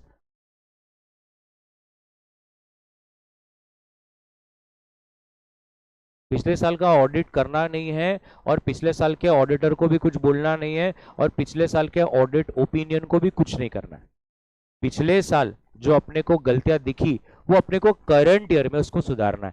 जो अपन AS5 में बोले भी है कि प्रायर पीरियड आइटम्स, मुझसे कुछ लास्ट ईयर में छूट गया, कुछ गलत हो गया, जो मैं करंट ईयर में रेक्टिफाई करना चाहता हूं तो आप कर सकते हैं। आप ना लास्ट ईयर के ऑडिटर को कुछ बोलेंगे ना लास्ट ईयर को कुछ करना है। लेने का क्या, वो देगा ही। क्लाइंट के पास एक कॉपी रहती है ना, उससे बात थोड़ी करने की रहती है अपने। ट्रिप्लीकेट में कॉपी बनती है, ट्रिप्लीकेट। एक अपने पास रहता है ओरिजिनल, एक ऑडिटर के पास रहता है, और एक जो मैंने बोला ना, अगर आपको याद है ऐसे 230 परमानेंट फाइल, ऑडिट फाइल, एक उसमें कॉपी रखते हो। फिर आपको एक्स्ट्रा कॉपी चाहिए तो अपन उतने कॉपीज एक्स्ट्रा बोलने का, वो उसके चार्जेस लेता सी, बड़े कॉपीज रहते क्योंकि, तो उसके जो भी चार्जेस रहते हैं नॉर्मली तो लेते नहीं बट कुछ लोग लेते, तो वो अपन ने उसको बोलने का। बाकी अपने को उसको पूछने की जरूरत ही नहीं है, क्लाइंट के पास ही कॉपी रहती है, अपने को क्लाइंट से ही कॉपी मिलती है। और ये कॉपी जब फर्स्ट टाइम इनिशियल एंगेजमेंट के तब आता है, तब अगर तुझे याद होगा ऐसे 230 में अपन मेन डॉक्यूमेंट्स उसी दिन ले लेते, लास्ट ईयर के फाइनेंशियल स्टेटमेंट्स, पैन कार्ड का एक कॉपी, एमओए एओए की कॉपी, ऑर्गेनाइजेशन का स्ट्रक्चर, इंपॉर्टेंट मिनट्स के कॉपीज, ये सब अपन पहले ही ले लेते, तो अपने पास ये पहले से है, उससे लेने की कोई जरूरत नहीं। नेक्स्ट, अब अकाउंटिंग पॉलिसीज में क्या चेक करना है? अकाउंटिंग पॉलिसीज में चेक करना है क्या वो कंसिस्टेंटली अप्लाई हो रही है, कंसिस्टेंटली अप्लाइड हो रही है। याद है आपको AS1 में बोला गया है कि आप अपनी अकाउंटिंग पॉलिसीज को कंसिस्टेंटली फॉलो करेंगे। आप ऐसे बीच में से अभी फीफो, अभी वेटेड, फिर से फीफो, फिर वेटेड नहीं कर सकते। याद है ना, आप अकाउंटिंग स्टैंडर्ड्स में कब चेंज कर सकते हैं? There are 3 reasons, better presentation, change in accounting standard, change in law, बराबर है, ये 3 में हम कर सकते हैं। तो रूल कहता है मेक श्योर करें कि वो कंसिस्टेंटली अप्लाइड है और आपके FRF के हिसाब से प्रेजेंट और डिस्क्लोज किया गया। प्रेजेंट और डिस्क्लोज मतलब नोट्स टू अकाउंट्स। अब ये देखिए लास्ट टाइम का, इसको आप एकदम धीरे धीरे मेरे साथ पढ़िए तो आपको पूरा समझ में आएगा। आप ध्यान से देखिए, if there was a modification, screen पे देखिए तो आपको समझेगा, आप कुछ मत कीजिए। If there was a modification to the opinion in the prior period financial statements which were audited by predecessor auditor, बस इसको हिंदी में पहले बोल लेते हैं। लास्ट टाइम एक ऑडिटर ने ऑडिट किया था और उसने कुछ तो भी रिमार्क्स दिए, कुछ ना कुछ आइटम के रिगार्डिंग रिमार्क्स आए हैं, आपको क्या करना है? We shall evaluate the matter and understand its impact। क्या वही मॉडिफिकेशन करंट पीरियड में भी रिस्क ला रहा है क्या? मतलब जिन एरियाज के ऊपर उसने रिमार्क्स दिए हैं, क्या अभी भी करंट ईयर में वो एरियाज को रिजॉल्व किया गया है कि नहीं किया गया? अगर कुछ भी नहीं किया गया है तो वो रिमार्क्स फिर से करंट ईयर को भी इंपैक्ट करेगा। इसीलिए इधर देखिए इसमें से एक एरो निकला है, अगर आपको कोई एविडेंस ओपनिंग बैलेंस के रिगार्डिंग नहीं मिला, आप क्वालिफाई या डिस्क्लेम कीजिए। अब एक मिनट इधर देखिए एरो कहां कहां से आ रही है। पहला पॉइंट किसके बारे में बोला? ओपनिंग बैलेंस, तो इसीलिए ये एरो आया है इधर। दूसरा, अगर आपको ओपनिंग बैलेंस में कोई मटेरियल मिसस्टेटमेंट मिला है तो आप फिर से करेंगे क्वालिफाइड या एडवर्स। अगर अकाउंटिंग पॉलिसीज कंसिस्टेंट नहीं है तो आप करेंगे क्वालिफाई और एडवर्स, मतलब ये एरो इधर से आया, समझा? और नेक्स्ट, अगर प्रीडेसर ऑडिटर की ओपिनियन लास्ट टाइम की मॉडिफिकेशन है, अब ये देखो आगे का, और सेम अभी भी रेलेवेंट है और मटेरियल है और करंट पीरियड में अभी भी कैरी फॉरवर्ड हो रहा है, तो आपको करंट ईयर की रिपोर्ट को भी मॉडिफाई कर देना पड़ेगा। अगर वो जिस मैटर के बारे में बात हुई थी वो मैटर अभी अगर सुधार लिया गया है और वो करंट ईयर में नहीं आता तो फिर ठीक है, वरना वही सेम रिमार्क, वही सेम मॉडिफिकेशन हमें हमारी करंट रिपोर्ट में भी लिख देना पड़ेगा, राइट। लास्ट टाइम उसने 3 आइटम्स के रिगार्डिंग कोई रिमार्क्स दिए थे, वो 3 आइटम्स को आपने अभी भी करंट ईयर में कुछ रिजॉल्व नहीं किया है, तो हम वही रिमार्क फिर से करंट ईयर की रिपोर्ट में भी दे देंगे। तो आपको इसमें 3 चीजें चेक करनी है। कौन सी 3 चीजें चेक करनी है? ओपनिंग बैलेंसेस पर ज्यादा फोकस देना है, अकाउंटिंग पॉलिसीज पे देना है, और लास्ट टाइम अगर ऑडिट हुआ है तो लास्ट टाइम के ऑडिट रिपोर्ट में क्या कुछ आइटम्स के रिगार्डिंग कोई रिमार्क्स थे, अगर थे तो क्या वो रिजॉल्व हुए, और अगर रिजॉल्व नहीं हुए तो वही रिमार्क्स आपको करंट ईयर की रिपोर्ट में भी लिख देने पड़ेंगे। क्या ये सबको एकदम क्लियर है एवरीबडी? और अगर आप देखेंगे ये जो तीनों डब्बे हैं बड़ी एवरीबडी, ये तीनों डब्बे एक ही डब्बे की तरफ जा रहे हैं। उस डब्बे का नाम ही क्या है? कंक्लूजन। ये कहता है एविडेंस नहीं मिला, क्वालिफाई। ओपनिंग बैलेंस में इशू, क्वालिफाई। अकाउंटिंग पॉलिसी सही से कंसिस्टेंटली फॉलो नहीं हो रही, क्वालिफाई। और अगर प्रेडेसर रिपोर्ट के रिमार्क्स अभी भी रेलेवेंट लग रहे हैं, अभी भी वो मैटर्स को सॉल्व नहीं किया गया है, तो अगेन क्वालिफाई। यस और no? Come to the book. What is the objective? Question number 39. What is the objective? बताइए, मेजर कितने आइटम से बात हो रही है? ओपनिंग बैलेंस में मिसस्टेटमेंट्स और अकाउंटिंग पॉलिसीज क्या कंसिस्टेंटली अप्लाई होती है क्या? इन 2 बातों पर आपको बात करनी है।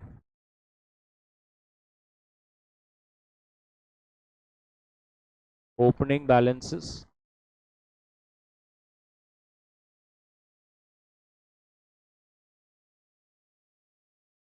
And accounting policies.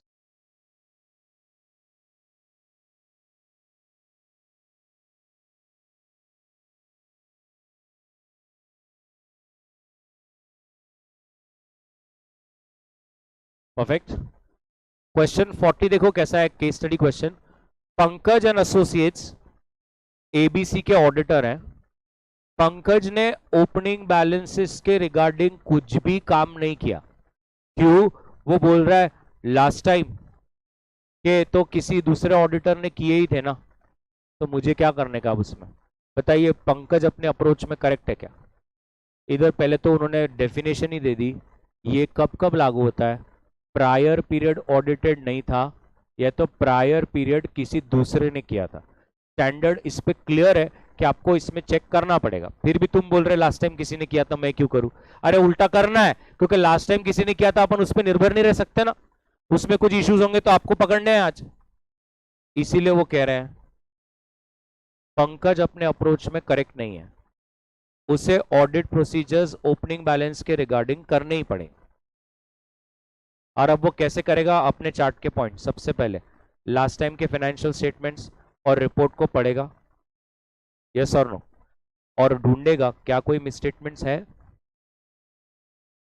थर्ड, क्या बैलेंसेस करेक्टली ब्रॉट फॉरवर्ड है। फोर्थ, क्या अप्रोप्रिएट अकाउंटिंग पॉलिसीज फॉलो हो रही है।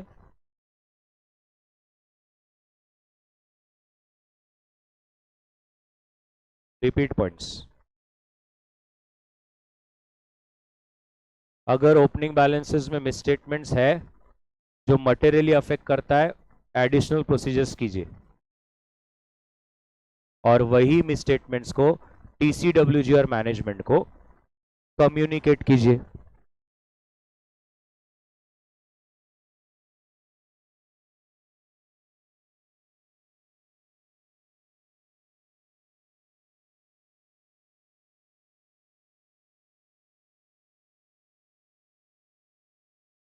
Perfect.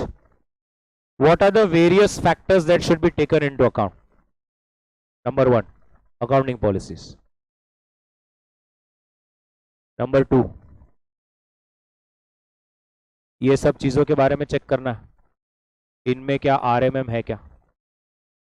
नेक्स्ट, ओपनिंग बैलेंस कितना सिग्निफिकेंट है। इसका मतलब क्या है? ओपनिंग बैलेंस कितना सिग्निफिकेंट है? अमाउंट या नेचर?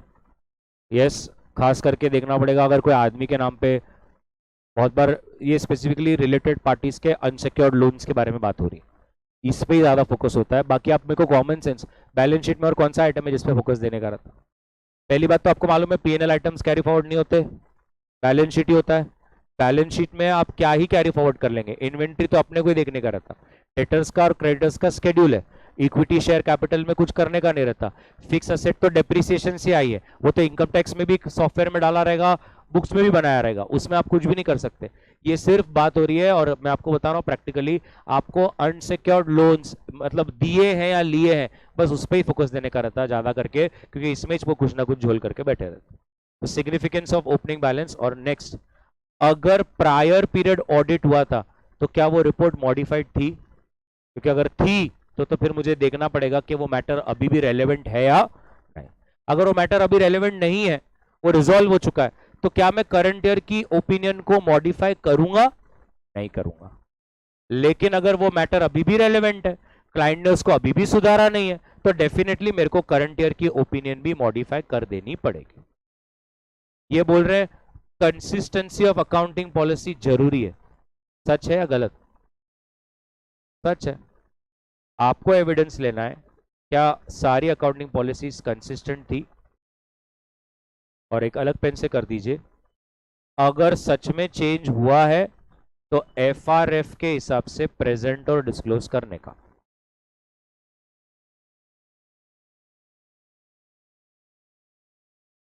अपन ने पहले अपने चार्ट में देखा है, अगर कंसिस्टेंटली फॉलो ना हो रही हो, यस, या एडिक्वेट एफआरएफ के हिसाब से ना प्रेजेंट हो रहा हो, तो आप क्या कर देंगे? क्वालिफाइड या एडवर्स, डिपेंड करता है परवेसिव है या नहीं, बट आप मॉडिफाई करेंगे, इसलिए हम मॉडिफाई वर्ड यूज कर रहे हैं। मतलब आप उसमें क्लीन रिपोर्ट तो नहीं देंगे, ये that is for sure.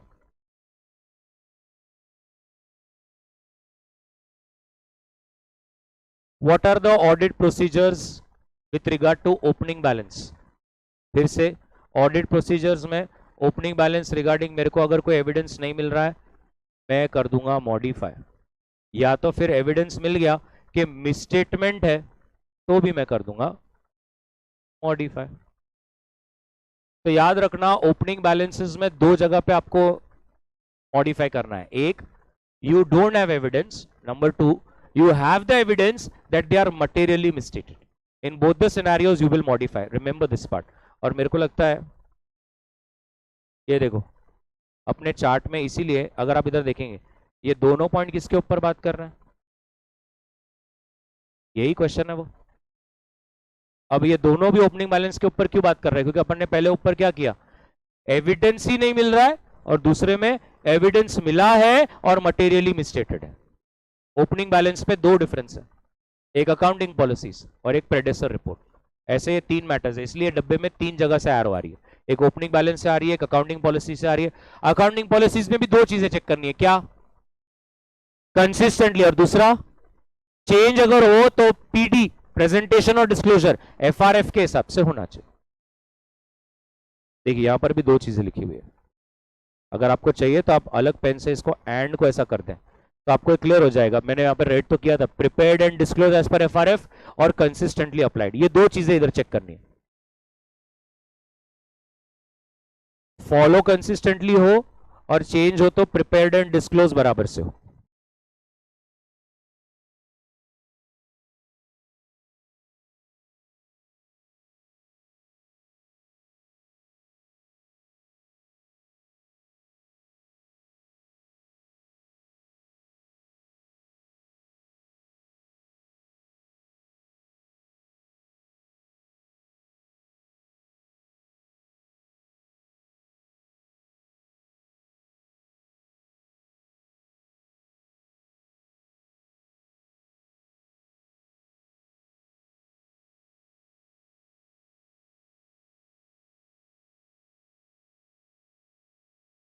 Done, perfect. Everybody बताइए आज पहला स्टैंडर्ड कौन सा था? 505, क्या नाम था उसका? External confirmation. और बाद में हमने किया 510 initial audit engagement opening balance. कल कौन से स्टैंडर्ड्स किए थे? उसके पहले क्या किया था? Government audit. और परसों हमने कौन से स्टैंडर्ड्स किए थे? 260 और 265, कम्युनिकेशन टू टीसीडब्ल्यूजी और communications of deficiencies in internal control to TCWG और सब्सिक्वेंट इवेंट्स। यस और नो? गवर्नमेंट ऑडिट याद है सबको? स्पेसिफिक 5 चीजें, नहीं जिसको नहीं है भगवान तुझे खुश रखे। Audit of rules and orders, number 2 audit of sanctions, number 3 audit of provisions, number 4 propriety, number 5 performance audit. Rules and orders में मेक श्योर करना है जब भी कोई खर्चा आए वो रूल्स के इन कंप्लायंस हो। और हमने 3 सर्कल्स बनाए थे, एक बार rules, constitution, law, sanction power और सीनियर का उल्लंघन नहीं होना चाहिए। ये 3 चीजों का हमने चेक किया था। और उसमें स्पेसिफिक एक ज्यादा एग्जांपल जो हाईलाइट होकर आ रहा था वो था गवर्नमेंट सर्वेंट्स को मिलने वाले सैलरी और वेजेस। सैंक्शन में हमने बात करी थी, द सैंक्शनिंग होना जरूरी है और जो सैंक्शन कर रहा है उसके पास अथॉरिटी होनी चाहिए। सैंक्शन जनरल भी हो सकता है और स्पेशल भी हो सकता है। ऑडिट ऑफ प्रोविजन में हमने बात करी थी कि जब भी कोई खर्चा करो मेक श्योर करो कि क्या उसके रिगार्डिंग पहले प्रोविजन बनाया गया था, और अगर बनाया गया था तो खर्चा कभी प्रोविजन से एक्सीड नहीं होना चाहिए। नंबर 4 परफॉर्मेंस ऑडिट, ईईई तीनों एस्पेक्ट पे फोकस करता है। इकोनॉमी में एमएमएम, मैन मशीनरी मनी कम से कम इकोनॉमिकल कॉस्ट में बने। एफिशिएंसी का मतलब for a given level of input maximum से maximum output, for a given level of output minimum से मिनिमम इनपुट। और इफेक्टिवनेस का मतलब है अल्टीमेटली जो ऑब्जेक्टिव करा गया क्या उसका पर्पस सॉल्व हो रहा है कि नहीं वो चेक करना जरूरी होता है। प्रोप्राइटरी ऑडिट में फोकस सिर्फ एक ही चीज है कि कोई भी unwanted wasteful expenditure of public money ना हो। उसमें खास एक लाइन लिखा था, even though the amount that has been spent is within the sanctioning limits, फिर भी वो पकड़ा जाएगा। नंबर 2 जो बहुत important, any government official should spend such money as if it's own money. Number 3 कभी भी ऐसा खर्चा ना हो जो डायरेक्टली या इनडायरेक्टली आपको ही बेनिफिट करे। नंबर 5 आपके गवर्नमेंट अलाउंसेस जो आपको अपनी सर्विस, आपकी ड्यूटी को पूरा करने में मदद करता है, it should not become a source of profit. Number 6 जब भी आप कोई पब्लिक के पैसों का खर्च का करो वो कोई स्पेसिफिक पर्सन या कास्ट के लिए नहीं होना चाहिए, वो सबके लिए होता है। स्पेसिफिक पर्सन या कास्ट के लिए हो सकता है सब्जेक्ट टू वो बाय कस्टम और ट्रेडिशन चल रहा है, कोर्ट ऑफ लॉ है, अमाउंट ही बड़ा इनसिग्निफिकेंट है, तो आप ये सारा पार्ट कर सकते हैं। ये प्रोप्राइटरी ऑडिट में हमने 5 चीजें करी थी। बाकी सीएजी को अपॉइंट प्रेसिडेंट करता है on the recommendation of prime minister. Salary is exactly equal to the जज of supreme court. Powers are exactly what is stated in the CAG act, but then I stated it is as per the same which is the secretary of government. Appointment CAG करता है auditor की government companies में। Statutory corporations में कभी वो खुद करता है और कभी वो सीए को अपॉइंट करता है, लेकिन मिनिस्ट्री में तो वो खुद ही करता है। तो इससे एक बहुत बड़ा क्वेश्चन बना कि वो क्या क्या करता है। वो बजट प्रिपरेशन में कंपाइलेशन करता है, यूनियन और स्टेट गवर्नमेंट्स के खाते बनाता है, सारे डिपार्टमेंट्स के ट्रेडिंग पीएनएल बैलेंस शीट बनाता है, कंसोलिडेटेड फंड ऑफ इंडिया और कंटिजेंसी फंड ऑफ इंडिया की रिसिप्ट्स और एक्सपेंडिचर को बराबर से चेक करता है, लोन्स जो सैंक्शन किए गए या मिले गए उनको चेक करता है, audit of stores and inventories को करता है। इतनी कुछ चीजें वो अपना जो है वो चेकिंग करता है। तो ये हमने पूरा गवर्नमेंट ऑडिट में उसको अच्छी तरह से देखा, आपने चार्ट भी बनाया, गवर्नमेंट ऑडिट की डेफिनेशन भी थी, it's a systematic and independent examination of फाओ, financial administrating and operations of an enterprise. Yes और नो? एंड इसमें सिर्फ रिपोर्ट ही नहीं देना होता, रिपोर्ट के साथ साथ रिकमेंडेशंस और सजेशंस भी देना पड़ता है, इसके ऊपर आप फॉलो अप लेते हैं। ये हमने गवर्नमेंट ऑडिट में करा। अब आज हम जाने वाले हैं बहुत ही बेसिक लोकल म्यूनिसिपल कॉर्पोरेशंस, उस पर चलेंगे।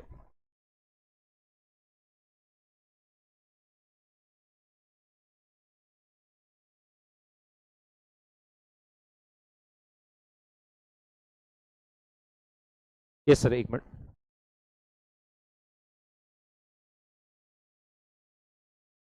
Thirty eight and 8 is same. 38 करने का है, 8 इज सेम। एक बार आप भी देख लो 38 और 8। क्लब 8 7 7 देखो,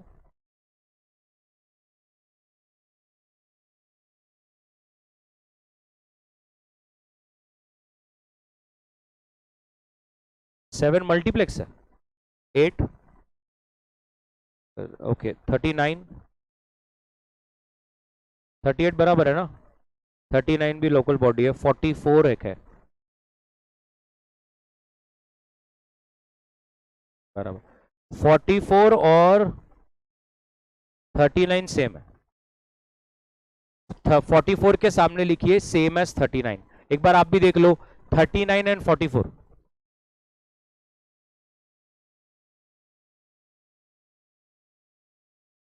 है ना। एक 54 भी है।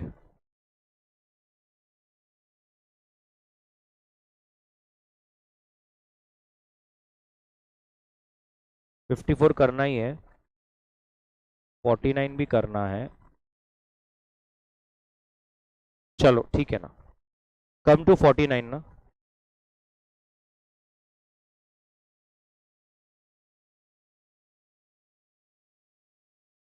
39, 39 कर सकते हैं, चलिए आ जाइए 39 पे आ जाइए, 39 पर आ जाइए। सबसे पहले आप लोकल बॉडी या लोकल म्यूनिसिपल कॉरपोरेशन का भी अगर बनाने वाले हैं, बहुत छोटा ही बनेगा चार्ट, तो बना लीजिए। कल जैसा गवर्नमेंट ऑडिट पूरा समय गया, बट जेन्यूनली वर्थ इट, सारी चीजें एक जगह पर आ गई, वैसा अगर आप करना चाहते हैं तो आप बिल्कुल, मतलब I am ready to wait for you. हाँ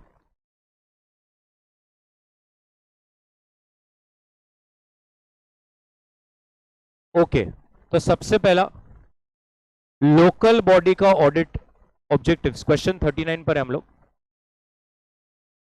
अभी मैं आपको एक सिंपल सी चीज बता दूं, हम आगे तो उसको पढ़ेंगे ही।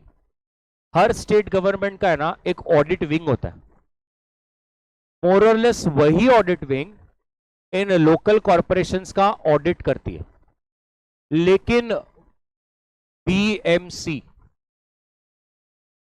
Yes, the richest the largest municipal corporation, ऐसी कुछ कॉरपोरेशंस के पास पावर है, वो खुद अपना ऑडिटर अपॉइंट करती है।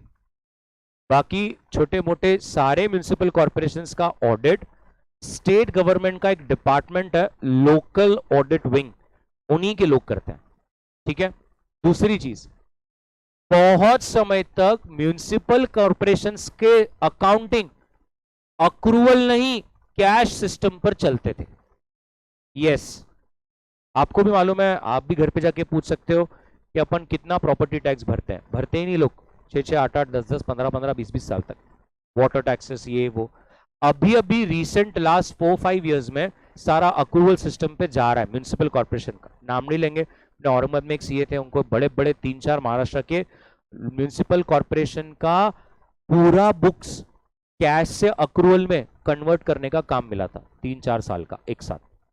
तो बात ऐसी है कि अभी वो कैश से अक्रूवल जा रहे हैं, बट कहीं पर आपको अभी भी दिखेगा कि म्युनिसिपल कॉर्पोरेशन का ऑडिट कैश सिस्टम से होता है, अक्रूवल से नहीं। ठीक है, ठीक है, चलिए। Objectives, the external control of municipal expenditure is exercise by the state government through the appointment of auditors. But कुछ बड़े कॉर्पोरेशन जैसे दिल्ली और मुंबई के पास खुद के पास पावर है अपने ओन ऑडिटर्स को अपॉइंट करने का।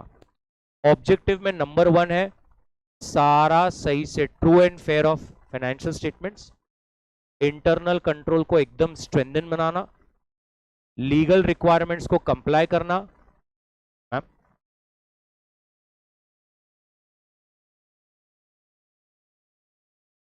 और prevention of errors and frauds. ये 5 चीजों पर ज्यादा फोकस है।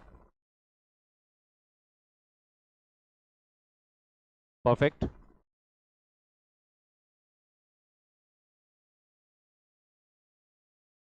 What is the fourth point?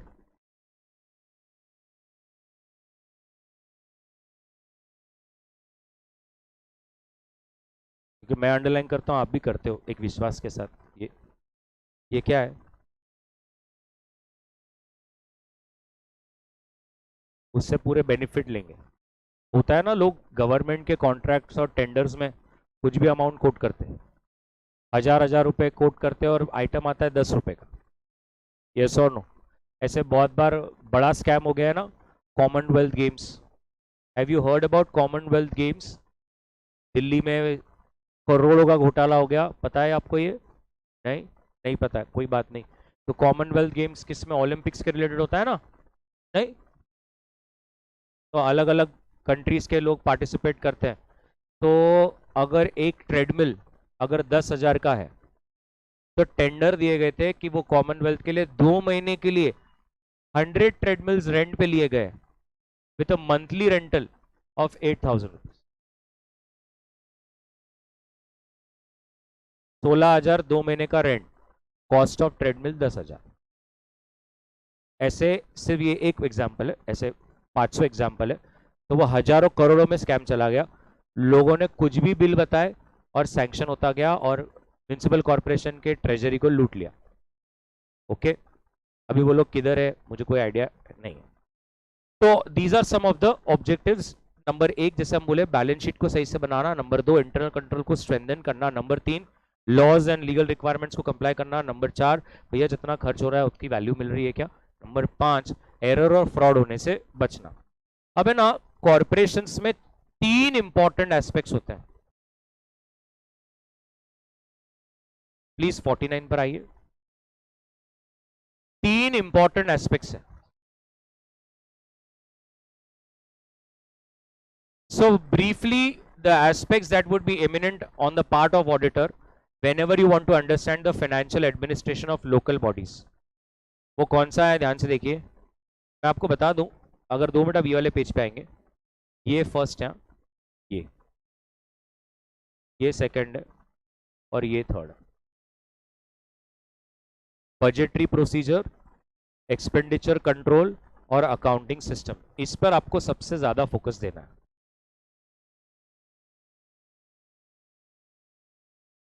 Yes, what is a budgetary procedure, मतलब क्या होता है?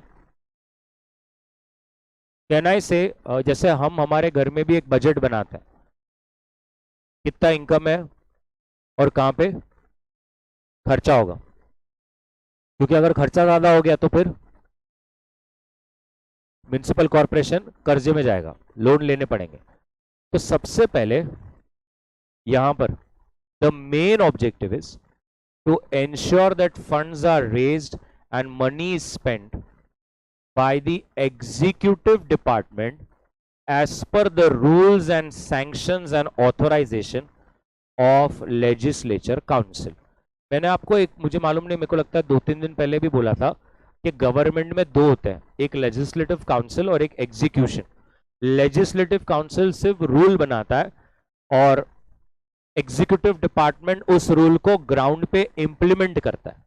तो जैसे अगर लेजिस्लेटिव ने रूल पास किया, आज से प्रॉपर्टी टैक्स 2%, ये एक रूल बन गया, प्रॉपर्टी टैक्स इतना रहेगा, तो ये एग्जीक्यूटिव डिपार्टमेंट का काम है अब उसको ग्राउंड पे जाकर सच में उतना वसूलना। तो वो ये कह रहे हैं कि जब भी एग्जीक्यूटिव डिपार्टमेंट पैसा खर्च करे या रिकवर करे तो वो एग्जैक्ट वही रूल्स के हिसाब से हो जो रूल्स लेजिस्लेचर या काउंसिल ने बनाया। अब बजट प्रिपरेशन में सबसे पहले इंपॉर्टेंट है ये डिसाइड करना। बताइए क्यों ये चीजें डिसाइड करनी? क्योंकि आप क्या लेवल पे टैक्स लगाओगे उससे आपकी इनकम डिसाइड होगी और खर्चों पे आपको लगाना पड़ेगा एक cap. Municipal budget formats and heads vary state to state.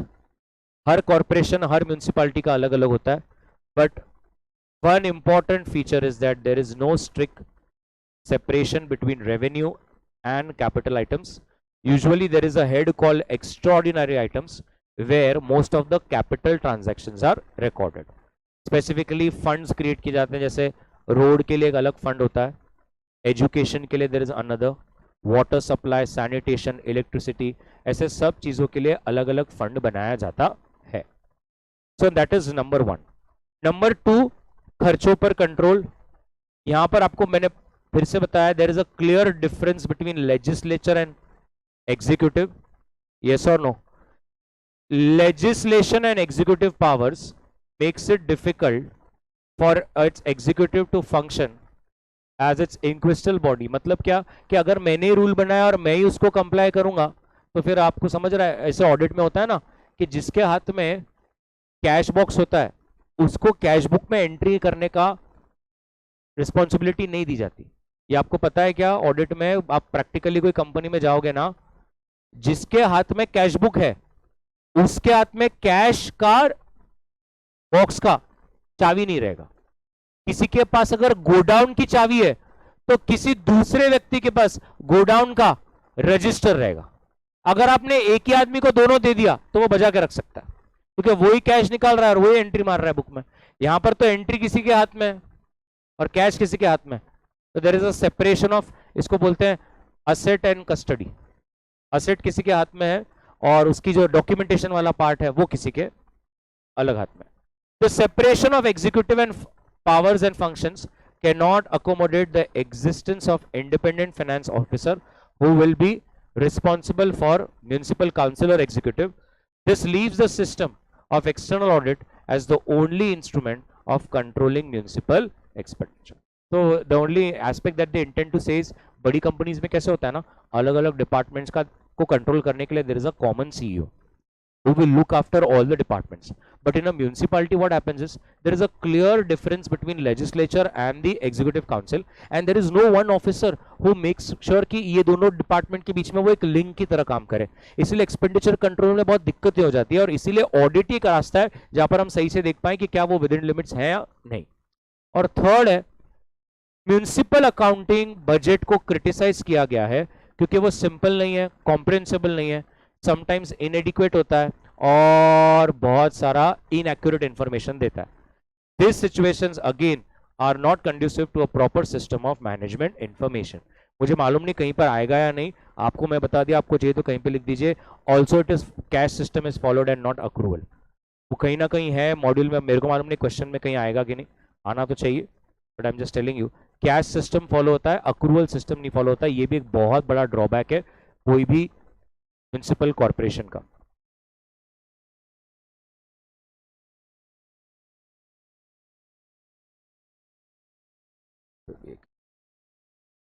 Yes, कितने तरह के ग्रांट्स मिलते हैं एक लोकल बॉडीज को? नंबर एक, जनरल पर्पस। जनरल पर्पस मतलब क्या? जब भी कोई ग्रांट आता है स्टेट गवर्नमेंट से तो उसके रिगार्डिंग कोई कंडीशंस अटैच नहीं होगी। Specific purpose, what is a specific purpose? और स्टैट्यूटरी एंड कंपेंसेटरी ग्रांट्स मतलब क्या? वो आपको मालूम है कि नहीं मुझे नहीं मालूम, आपका कॉल है क्योंकि आप जीएसटी पढ़ते हो, पता है ना, पहले ऑक्ट्रा होता था और एलबीटी होता था, नहीं? ओके तो जैसे अपन कभी आप अगर हॉली क्रॉस स्कूल से वालूज में गए आगे and there is a big circle ना, now if you take right then you go towards पड़ेगा, तो आप जैसे ही राइट लेते हो एक आधे किलोमीटर पे राइट हैंड साइड में there is a big ground.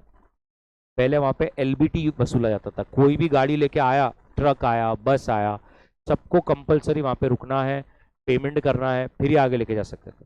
Waluj और पड़ेगांव डेवलप्ड ही इसलिए हुआ क्योंकि लोगों को लगता था ये ऐसा बहुत इश्यूज हो रहा है, तो लोगों ने क्या किया, वो सर्कल के राइट हैंड साइड में और थोड़ा वालूज में छोटे छोटे अपने शॉप्स ओपन कर लिए, गोडाउन ओपन कर लिए, तो कहीं से भी बाहर से आने का पूरा माल गाड़ी पहले उधर उतारते का वो गोडाउन में, और फिर वो धीरे धीरे धीरे धीरे जो वो किडनैप वाली गाड़ी नहीं क्या, मारुति ओमनी, वो बहुत बिकने लगी, उसमें लोग माल भर भर के धीरे धीरे धीरे धीरे अंदर लेकर आते थे।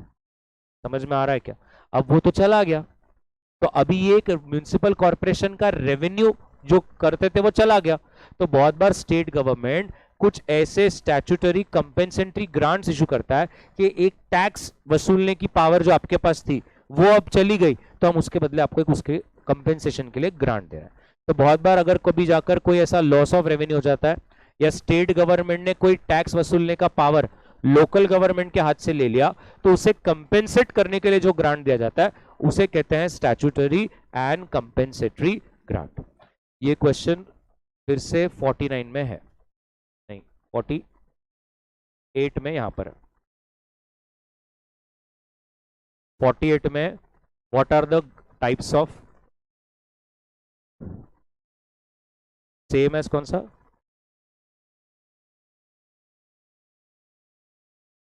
और इसमें ही दूसरा बिट था जो कि था प्रोप्राइटरी ऑडिट पर। यस और no? You sure 7th is not local body? 28 है क्या? एक मिनट, 27 एंड 20, हाँ 27 एक मिनट पहले 27 इज द सेम एज कैसा बोलो, वही 3 पॉइंट्स है ना?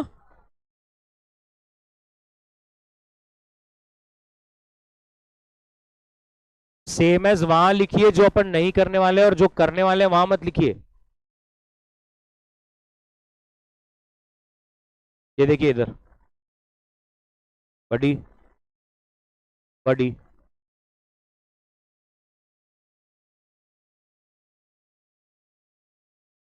अभी अभी शुरू हो रहा है अभी ये सब। अब तक कैश सिस्टम पे था, अब सब अक्रूवल पे जा रहा है। अब अलग अलग रजिस्टर्स बन रहे हैं, वाउचर्स अलग बन रहे हैं, कंपलसरी बैंक रिकंसिलेशन हो रहा है, समरी रिपोर्ट्स पीरियोडिकल बेसिस पे भेजी जा रही है। तो ये अकाउंटिंग सिस्टम बहुत हद तक अब सुधर रहा है।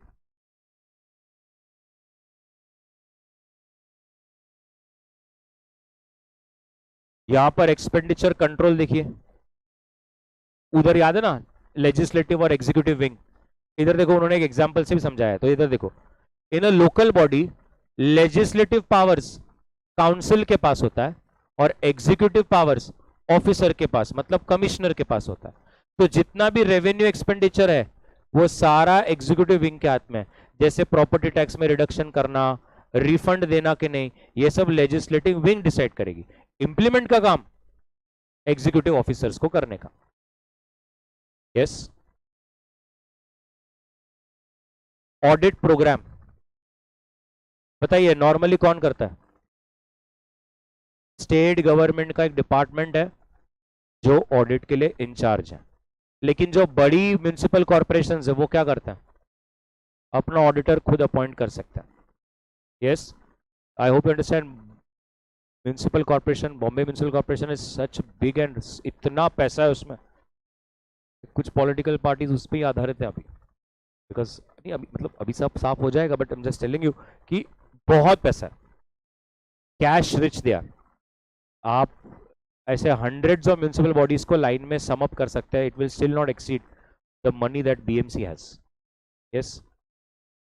तो the auditor while auditing the local bodies should report on the, मुझे बताइए ये कौन से पॉइंट्स आ गए इधर, जल्दी से बताइए किसी को अगर पढ़ के समझ में आया तो। क्या लाइन में वही सब ऑब्जेक्टिव्स है? एक भी ऑब्जेक्टिव अलग नहीं है, यही सारे ऑब्जेक्टिव्स हैं। मेरे को ऑब्जेक्टिव वाला क्वेश्चन बताइए ना कौन सा है। वही ऑब्जेक्टिव है, same. Fairness, strength and weakness, legal requirements comply, value has been fully received, and to detect errors and frauds. यही 5 ऑब्जेक्टिव क्वेश्चन 39 में भी है, एक बार जाके देख सकते हैं आप। रेलेवेंट प्रोविजंस, अच्छा एक मिनट बटी, म्यूनिसिपल कॉर्पोरेशन का audit is also like government audit, right? तो आपको वो sanction, provision, rules and orders की देखिए एक झलक दिखेगी। Relevant laws and all the rules should be complied with. हर खर्चा सैंक्शन होना चाहिए, आइदर स्पेशल और जनरल, और हर खर्चे का प्रोविजन होना चाहिए, और खर्चा उस प्रोविजन के अंदर होना चाहिए। बताइए क्या ये तीनों पॉइंट्स आ गए यहां पर, रूल्स, सैंक्शन, प्रोविजन। और लास्ट में ऑडिटर ने जो भी सरकार अलग अलग स्कीम्स चलाती है, प्रोग्राम्स, प्रोजेक्ट्स चलाती है, उसके बड़े बड़े खर्चे देखने चाहिए कि वो इकोनॉमिकली तो चल रहा है। जैसे अगर अपन अपने म्यूनिसिपल कॉर्पोरेशन का बात करें तो किधर सबसे ज्यादा प्रॉब्लम आ रहा है अभी? Yes, water. I hope you understand, the from pattern the whole water pipeline has been installed ना, बहुत सारा आ गया है, but the project cost has exceeded 3 times since the time it has announced. मेरे को एग्जैक्ट नंबर्स तो कुछ याद नहीं, बट कुछ 800-600 करोड़ था, और अभी 2400 करोड़ बोल रहे हैं कि लगने वाला है, और उसमें भी कुछ 1600-1700 करोड़ कम गिर रहे हैं। तो म्यूनिसिपल कॉर्पोरेशन बोल रहा है we don't have that much kind of money. तो अभी कुछ स्टेट गवर्नमेंट से बात चल रही है, स्टेट गवर्नमेंट कह रही है we will pay that part, but अभी अपने लोगों को पानी मिलना चाहिए। देखते हैं कैसे होता है और कब होता है, बट मिलना चाहिए, होगा 10-12 साल, ऐसा नहीं सर, बी पॉजिटिव।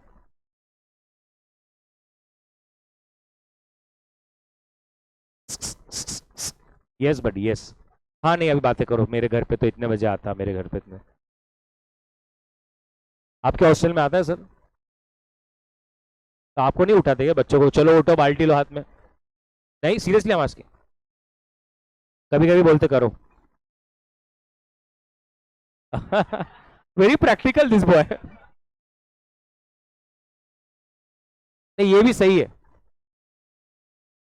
चलिए, बराबर है, समझ में आया आपको? यस दिशा मैम, ऑल ओके मैम? ऐसा इमोशनल नहीं होना है, आएगा मैम पानी ऐसा? मैम बोल रही है चीपस्टर्स कहाँ से आ गए, ऐसे नहीं मैम, वेट। Perfect everybody. तो मुझे एक बार सिर्फ कहीं पर बता दीजिए ना, लोकल बॉडी के कौन से क्वेश्चंस थे?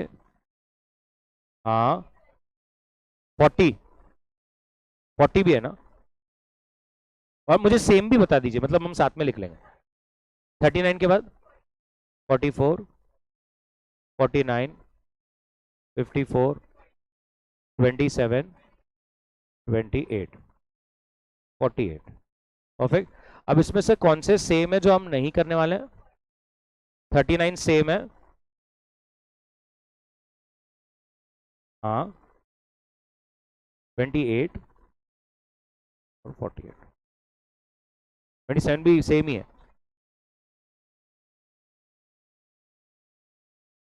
मैं क्या करूं मैम, बता दीजिए।